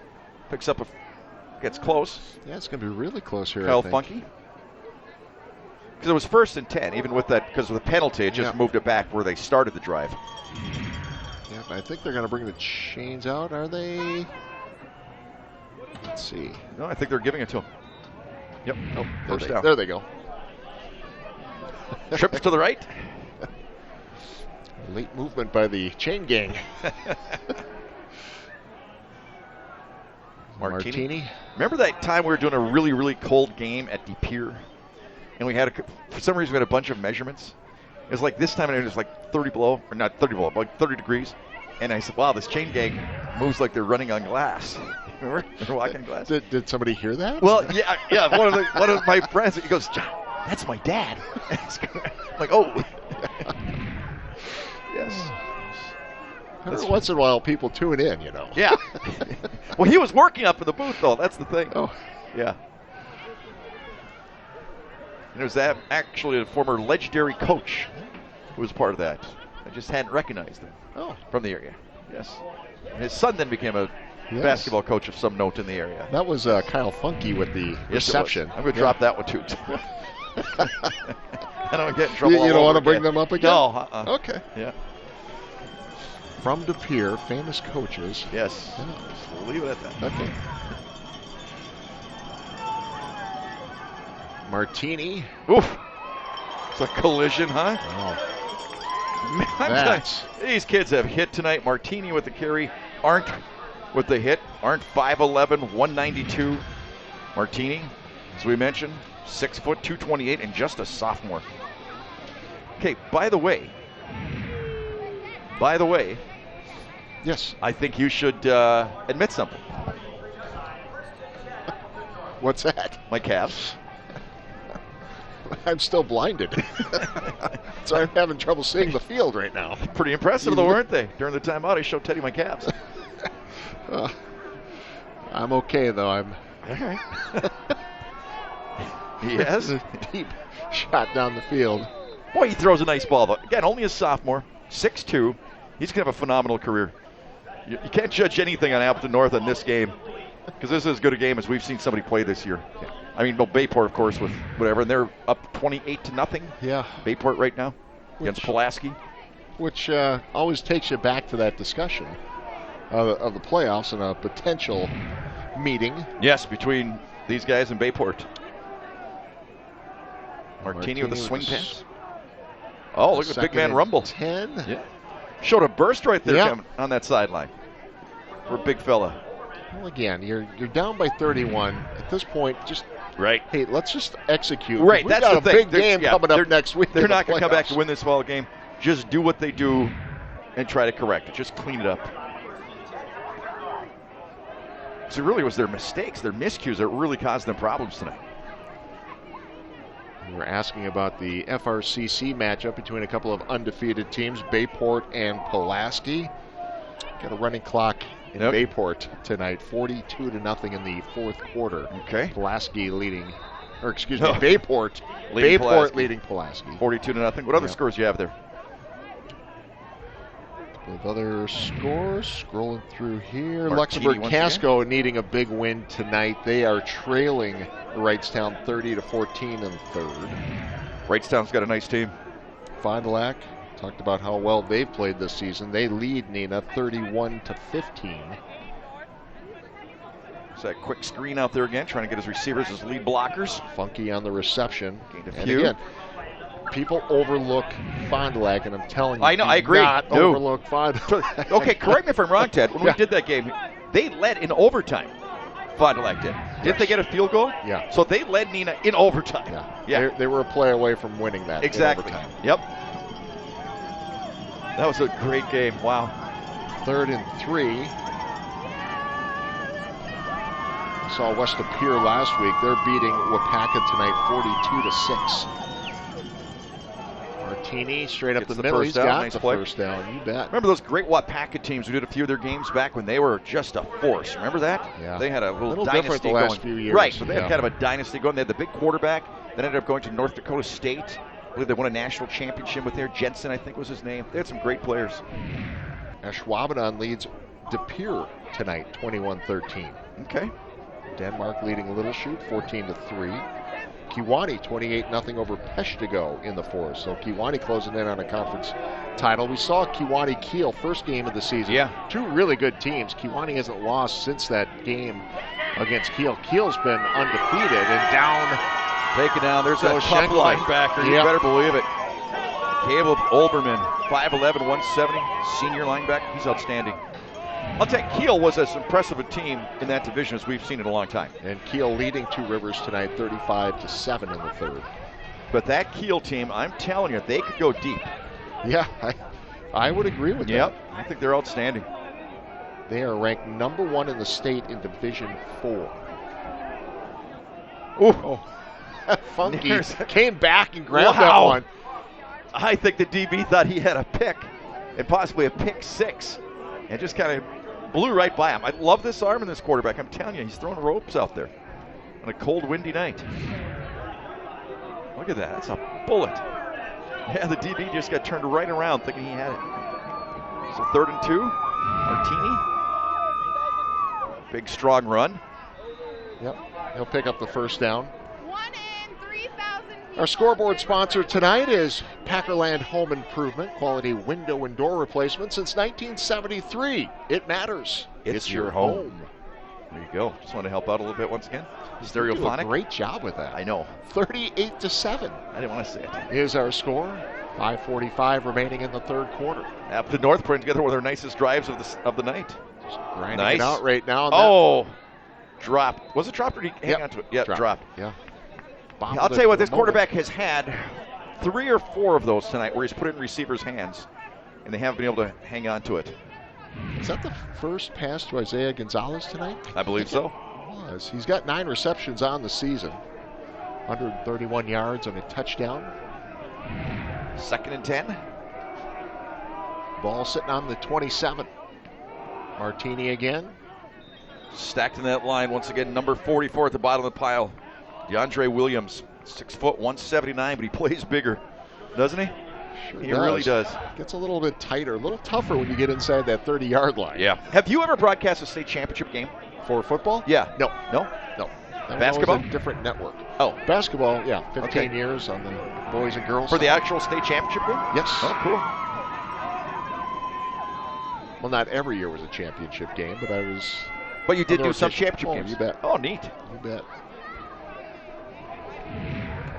Great times in Madison. I'll bet. Nice job right that time. Now in Green Bay with the girls' state championship. Kyle Funky. Well, Green Bay has become pretty well known for being a great place for girls' sports. The volleyball state championship, girls' basketball state championship, great attendance. They can go over to Lambeau Field and wander around. That was knocked away, almost intercepted. They had the double hitch going that time, once again. Thought he was going to throw it short. Is that Jack Sutton this time, number 8? He just stayed home. Yeah, he stayed home nicely. Did not go for the fake. Such a disciplined football team. There he is, 8. Stays right in his spot. Didn't go with the fake. Didn't go with the man. Just stayed home. Knocked it away. Another big play.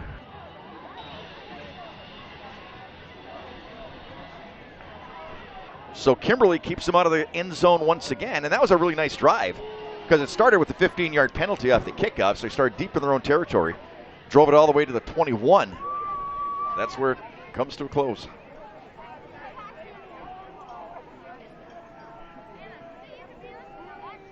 So ball sitting on the 32. Pendleton back at quarterback.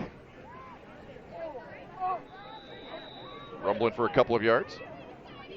Well, I'll tell you what, if you're scouting this team, I mean, you've got almost 2 separate offenses you have to worry about with Pendleton, with the way he can throw, and then Martza with the way he runs the Wildcat. I mean, it's like going against 2 different offenses. Both really good. Both really good. That's what I mean. In a short week, try to put together a defensive game plan to stop that. That's a challenge. Challenge and a chore. Number 14, Connor Pendleton, checking into the ball game. 6'2", 162-pound senior. And of course, Pendleton at quarterback as well. Caden, 6'6", 176, sophomore. This is a 2nd and 8. Pass out to Wennick. Gain of about 5. 3rd down coming up. Can I borrow your sign? Both quarterbacks with good arms, though. Again, we were down on the field for quite some time. That wind was pretty strong. Yeah. And it's pretty cold. And these kids show no effects of that whatsoever. So impressed with these high school quarterbacks we've been seeing, how well they throw the football in these conditions. 3rd and 1 on homecoming night in Kimberly. Did you go to an all-boys school? I did. Okay. Well, yes, the classes were all boys. We shared a library and a cafeteria with the girls. Ah. How's that? Okay, different. Okay. Would you expect anything else from me? Nope. Something different. Boy, close formation that time. Just Looking pulled for their the way for the first first down. I think they got it. Yep, they did. Well, They just. Let's see. Oh, yeah, they do. There's no question. They got it. They did. Moving the chains. I always like to compare the two officials coming in from the sides. Where they see it. Yeah. I think that's got to be one of the toughest jobs there is spotting. Yeah. Don't you think? I really think that's a tough job. What did you see? Because I see something different. Well, yeah. But I was watching the ref on the far side, Yep. where he was standing. So fresh set of downs, ball on the 33. Stacked I formation. Frazier. Give it to Frazier. Oh, dance by that defender. He should have been brought down. Absolutely. And just a little lateral movement by Frazier kept the play alive. Outstanding running back. Taken 5 down yards. On the ankle tackle, possibly preventing a touchdown. Sam Theo. Nice job by Sam Theo. 5'8", 133 pounds. Tell you what, he sacrificed his body out there. Nice job, Sam. Frazier's ready for the homecoming dance. See those moves? Oh. Wow. Been storing up that one? Or what? I don't. Okay. Holy cow. It's 38-7. Yeah, I know. I'm with you, my brother. I'm with you. 2:25 remaining in this third quarter. Pendleton to the air, and Wennick on his knees still makes the grab. You know, some teams would say, okay, we're up this big, let's just run it. You know what? That's not their MO. That's the thing sometimes. You're not trying to rub it in when you're throwing a football. It's just what your offense is. I remember years ago, St. Norbert, when I was doing their games, and Jim Pertil was the head coach. Yeah. Had an amazing program going. His offense was just outstanding. The young man, Mr. Ott, was their quarterback. Yeah. He was just fantastic. And opposing teams would be like, why are you still throwing when you're up? You know, because that's what they do.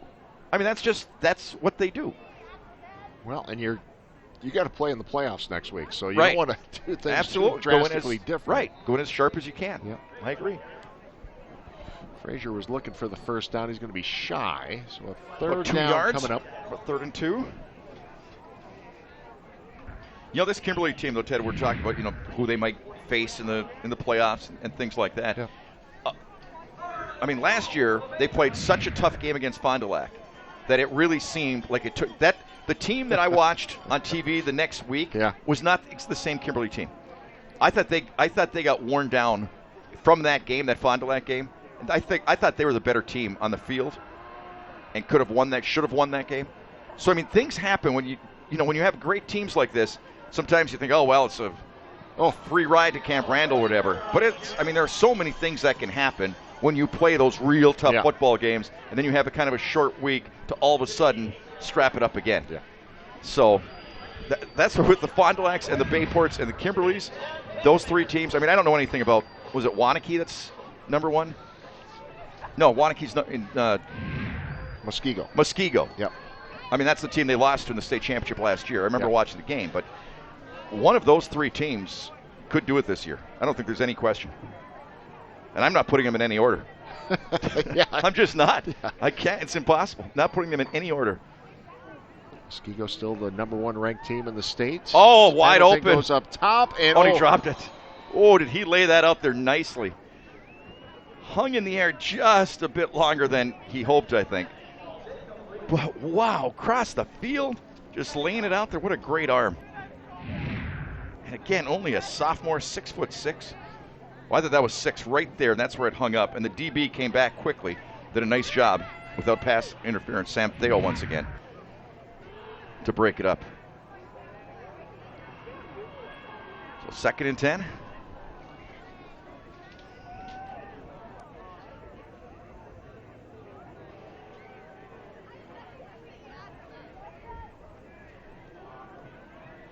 Oh, nice tackle. Great play. Nice job by Caleb Monroe. Another one who's 6'4", 191. Wow. Big size for some young players. Really huge size. Lots of 3. That'll do it for the third quarter. 38-7. Kimberly leads Appleton North. You're watching Showdown.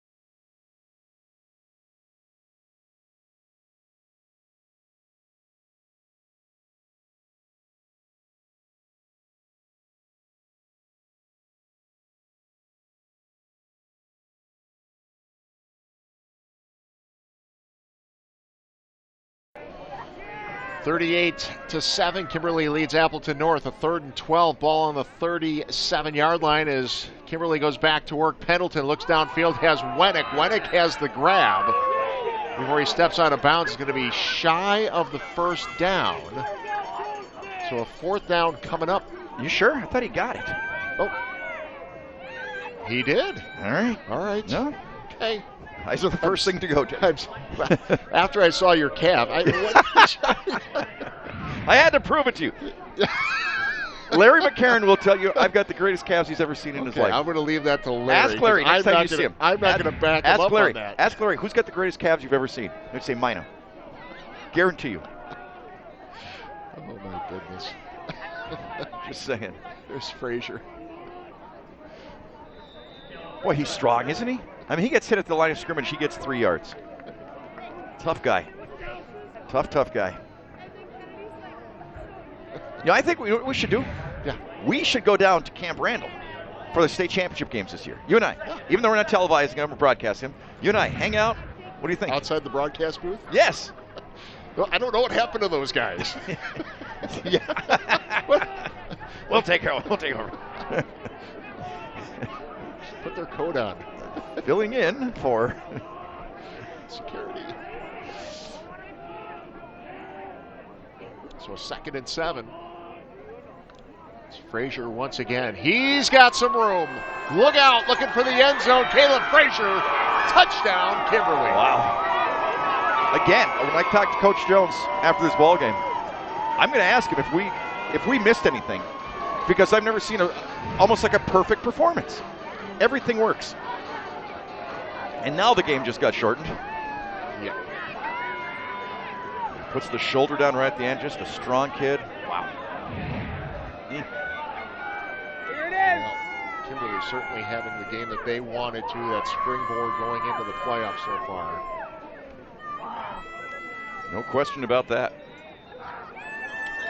And the extra point is good. 45-7, running clock when we come back. You're watching Showdown on My New 32.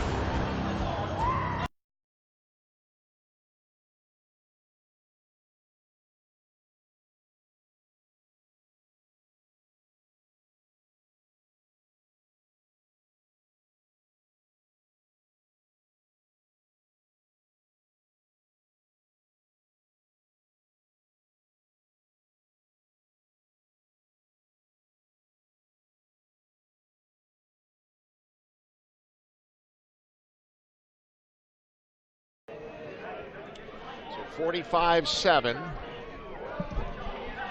has been all Kimberly tonight. And, there was no score first couple of drives for either team. It looked like this was going to be a slugfest all the way through. Yep. Kimberly started. Well, ever since they blocked that field goal, yeah. Okay? And again, it was a long field goal, so not that if they had made it would have changed the outcome of this game.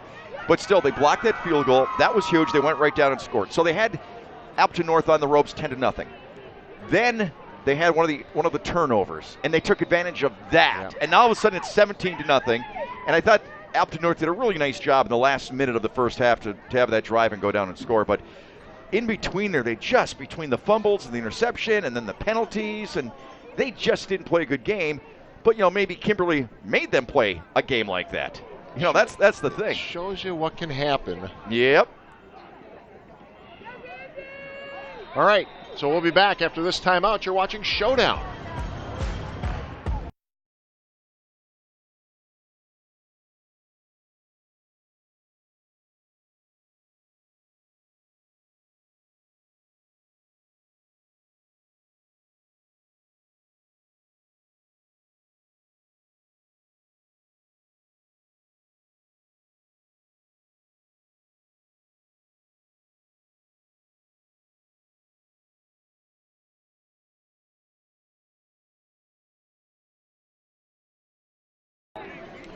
So it looks like an entirely new defense on the field for Kimberly, Teddy.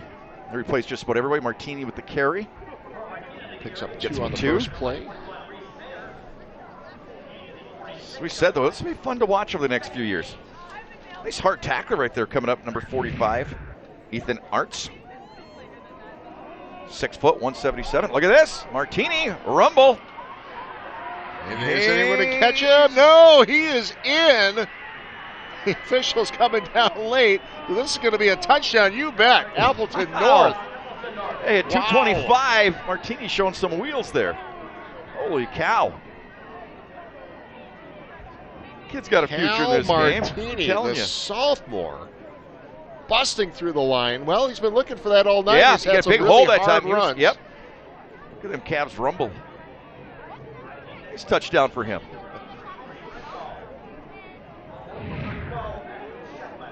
There you go. All the extra points and a whistle He stopped before. it for, yeah, I think offside or legal procedure, obviously. Offside. Ball, encroachment, defense, half the Appleton distance, North, as much retry as the point. Loss is going to hurt. You got this team going into the playoffs. You've got so many young players. It's just incredible. I mean, it really is. How many young guys they have on this team. As I mentioned before, the quarterback, only a sophomore. A lot of guys that were calling up their names tonight, sophomores, juniors. It's pretty incredible. So, look out for these guys over the next couple of years. Frantel with the extra point to 45-14. We'll step away. You're watching Showdown on My New 32.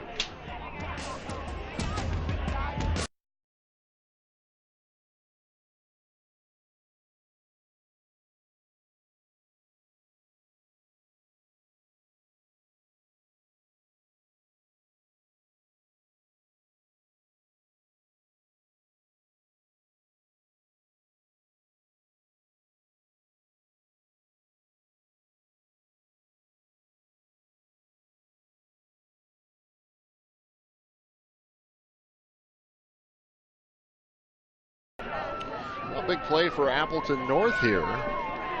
Second touchdown of the game. Teachable moment, though, for Coach Jones and that coaching staff. We were just talking about a lot of new players in there on defense. Right. You hate to see that kind of. I'm happy for Martini and Appleton North, but when those kids get out there and get their first chance to play, for the night, maybe whatever, maybe for the rest of the season with the playoffs coming up, and to give up a play like that, it kind of, that stings. Booming kick. Holy cow. Out of the back of the end zone.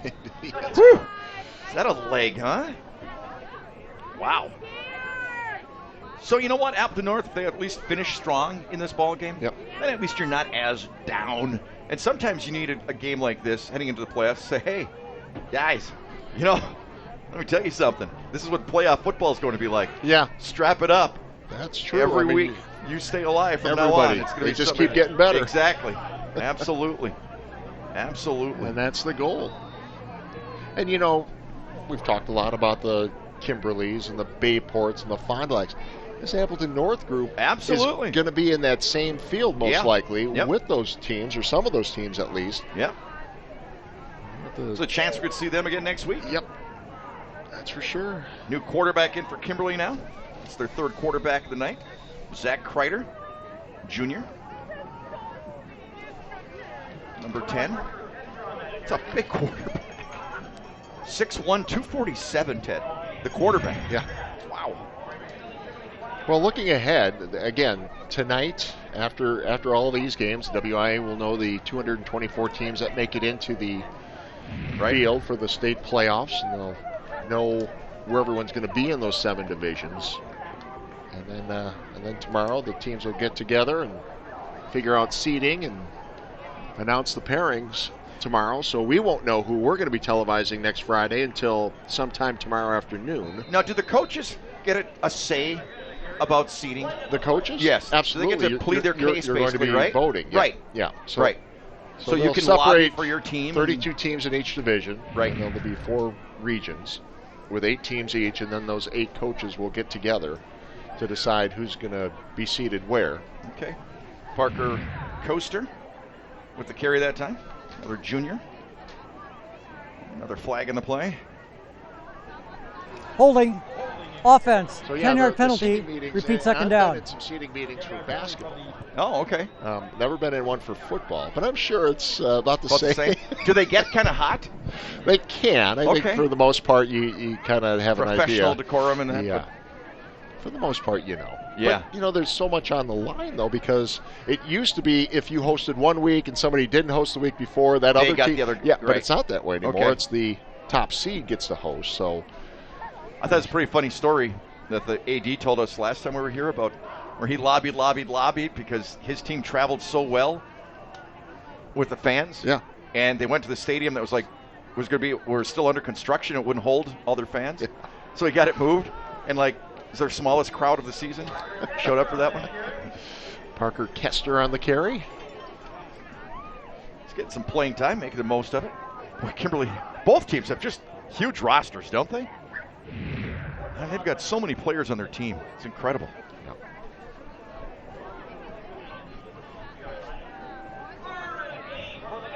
We were talking about Appleton. It's good to see one of the schools more, how should I put it, inside the city have a good season like they've had. So they used to have just great teams. Oh, man, I remember Appleton in the 80s. Yeah. Appleton East was tough. Basketball, football. It's good to see one of those schools. Back into the playoffs. Yeah, it's going to be there's a lot of good teams from the area heading into the playoffs. There's no doubt about it. We'll take a look at them here in just a moment. Another run from Kester. Taken down hard by But again, Wilson Zuck. You look at the projected Division I field with the local teams. Preble in there, Neenah, Fond du Lac, Bayport, Appleton North, Appleton East, Kimberly. Mm-hmm. 7 teams from the area. De Pere is kind of on the fringe, whether they're going to be D1 or D2. Right now, D2 coming into the night. It's like a whole new offense going in once again now for Kimberly, all gathered on the sidelines. I think it's kind of cool when they put an entire group in together. And you have your teams, first teams. The only thing is that we used to talk about how clean jerseys out there. That's out the window now. Nobody gets dirty. You don't even have to wash these uniforms if it wasn't for the sweat. Well, you should probably wash. Well, I was going to say, if it wasn't for the sweat.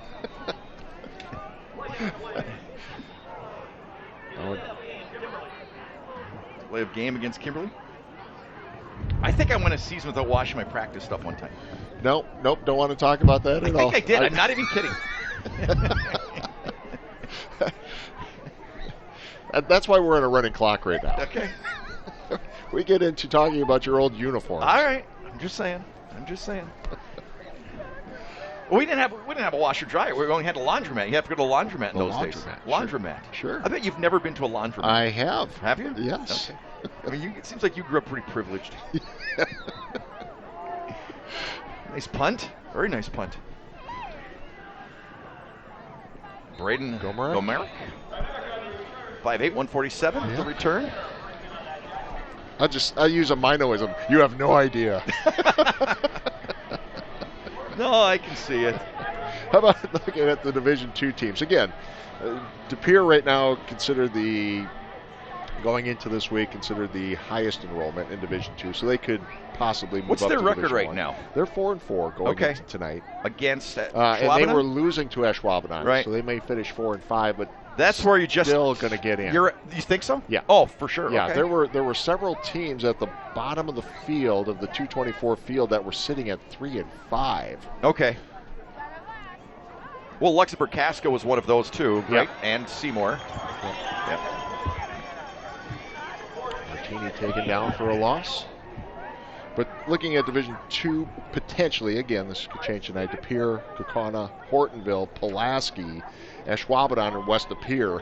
Ashwaubenon and West De Pere considered the two lowest Division II teams, so they could slide back into Division III, depending on what happens tonight. And then Bayport with another blowout tonight. What was the final score of that one? 42? 48? 40, oh, 42. 42 to nothing over Pulaski. Yep. Another flag. Nice ball. Oh. Nice catch. Wow, what a dart. That was outstanding. Kyle Funky again. Started the game well with some big grabs. What a great catch. Going down and making that grab. That was outstanding. Some other teams headed to the playoffs. What we think will be Division III is Menasha, Shawano, Seymour. Seymour kind of on the bubble, too, of making the 224 field. Penalty calling it back. That's a shame. That was a really nice play. New London, Foxville. Illegal procedure on the offense. 5 in the backfield. 5-yard penalty. Repeat first down. I saw that Foxville team. Nice team. We saw them again. Was it Luxembourg Casco? Yes. Yeah. Yep. Very nice FPL. team. Yep. Outstanding team. Yep. Other teams from the area making it in: Freedom, Xavier, Ripon, Little Chute, Sheboygan Falls, Denmark, Wrightstown, Kiel, of course. Tell you what, I was so impressed with that Denmark team. Or excuse me, with that Freedom team. We didn't see Denmark this year. Freedom a couple of weeks ago. I thought it was outstanding. So penalty called it back. Martini takes the screen, tries to jump over the defender. Oh, wow. That kid's still playing hard.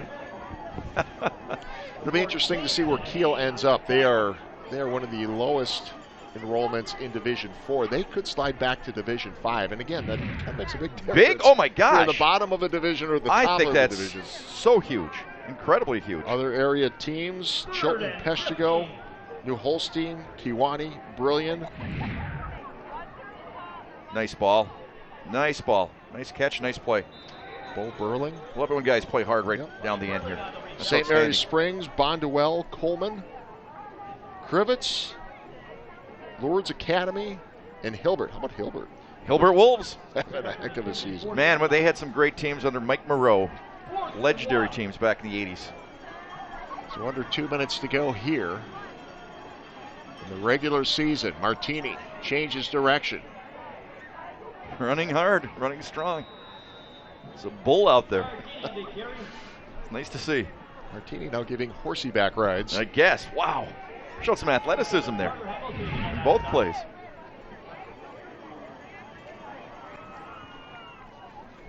You know, in Michigan, it's kind of a shame. So many teams in the UP, their enrollments drop so low that they've gone to 8-man football. Quite a few schools. Is the 8-man title at Camp Randall? I don't think so. Oh. Still playing hard out there. Absolutely. So 1 minute to go. Tackle by 45, Ethan Arts. Gain of 2, 2nd and 8. So 3rd and 7. 2nd and 7, I'm sorry. Nice little swing pass gets out there. Yep. By the way, our scoreboard sponsor tonight, Packerland Home Improvement. Quality window and door replacement since 1973. It matters. It's your home. Well, I'm going to start wandering down to talk to Coach Jones, Teddy. Yep.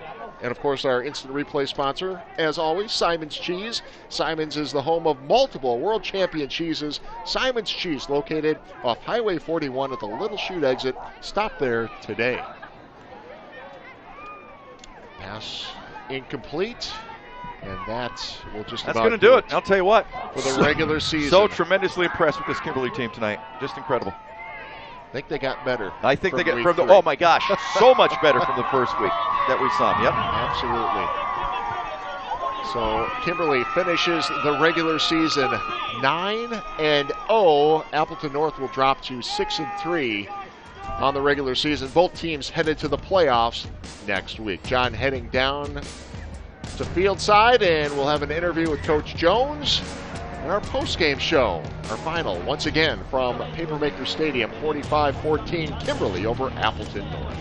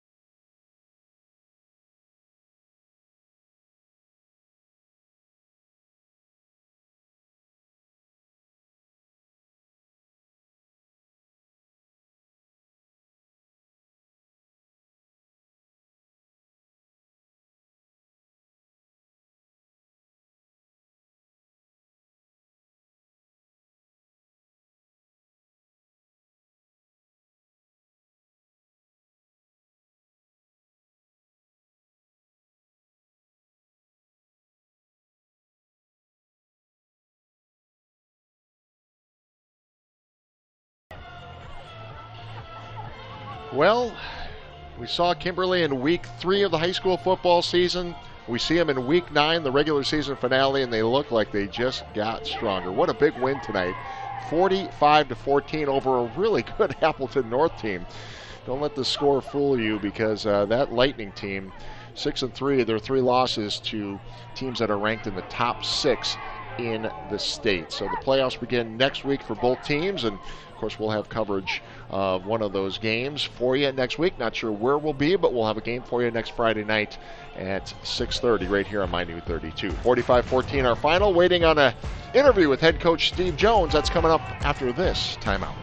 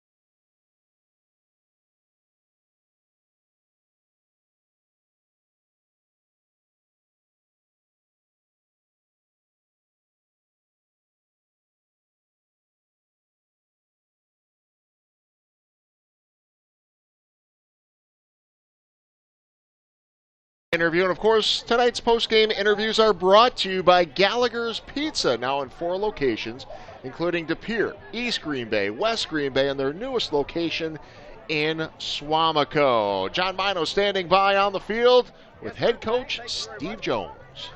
Well, Coach, first of all, I used the word flawless tonight in your performance. Did I miss anything? Were there any chinks in the armor out there at all? Well, we'll see on film. We played pretty clean, probably our cleanest game, for 4 quarters. I thought our kids got a little complacent right before half. I think our defense took their foot off the gas pedal a little bit. I thought maybe they thought they were just going to kind of run it out before half. But overall, I thought we played pretty well. I mean, I saw a big improvement from the game we did with you against Fond du Lac versus tonight. You've gotten better all the way through. I think so, and that's the goal in our program. I know it's coach speak, but really that's all we talk about. Are we getting better? How we get better?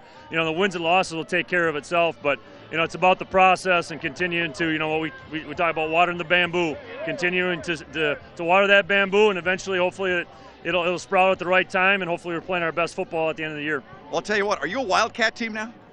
We're whatever they're going to give us type of team. So I thought, obviously, Alec played pretty well. I was impressed on how well he threw the ball from that position. But I'll tell you what, too, I thought Caden threw the ball really well. And he, so I think we're whatever they're going to give us. Yeah. And, of course, Frazier was Frazier. He was. He's a talented kid, and we got a lot of weapons on offense. So we're blessed with a lot of kids that can play, and Again, we're just all about what's the defense going to give us, and we try to make those adjustments. I wouldn't want to be scouting you guys tonight and looking at film from one of your other games, because again, it's almost like two different offenses depending on who you have at quarterback. Yeah, Alec does give us that, that dimension, and when you put Alec and Frazier in the backfield together, I think it's a deadly combination. Okay, I have to ask you this. You might not tell me. But when you guys hold up the signs, like the sign of Queen Elizabeth or whomever, what does that mean? Just formations. It's just communicating to our players on the field about what formation should be in. Now, is there any way, do you change it up? I'm always amazed at that. So it's not calling a play, it's just the formation, huh? Yeah, it's the formation. It's more for us, and if other teams figure it out, that's fine, but it's just to communicate with our kids. We run a lot of different formations in our offense, so it's just trying to have a system, to communicate well. Well, I couldn't figure it out, so don't worry about this. That's all right. If I can't. That's right, because you're pretty sharp. Exactly. Especially, you played in the UP, right? Yes. Yeah, they messed out a lot of signs up there. Oh, yeah. We couldn't decipher anything, trust me. I'm sure. Hey, listen, the next 24 hours are huge. What's it like for you guys? Well, yeah, it's a fun, exciting weekend. It's a little bit nerve-wracking. You don't know what you're going to get, but I think you just got to look at it through the lens of it's kind of fun, and this is what you work hard for, is to see what happens tonight, and then you start preparing for week one, and you take it week by week. You know what? I just say one thing for all the coaches out there, the assistant coaches, and that nobody knows the job they do. You've got guys out on the road, I'm sure tonight, scouting other places. It's kind of a thankless job outside of the football family, and I'm always impressed at how hard some of those people work to get you guys ready for Friday night. Yeah, we have an unbelievable coaching staff. I'm a little biased, but I think we have the best, staff in the state.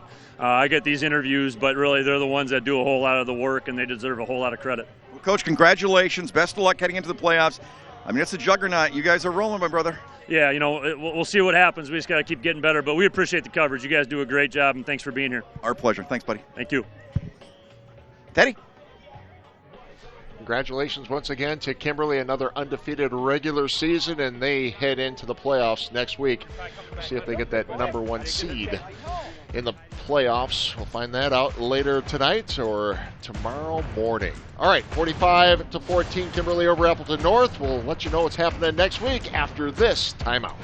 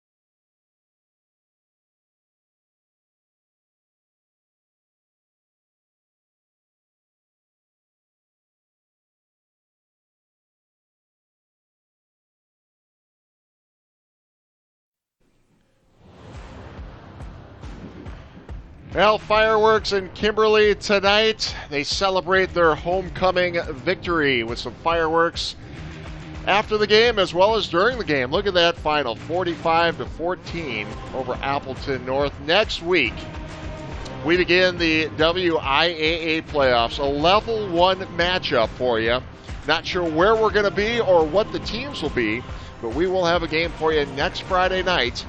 Pregame starts at 6:30, and the kickoff at 7 right here on WACY, My New 32. Once again, the final score from Kimberly, the Papermakers 45, Appleton North 14. For John Mino, I'm Ted Stefaniak. Thanks for watching, everybody. We'll see you next week for playoff football.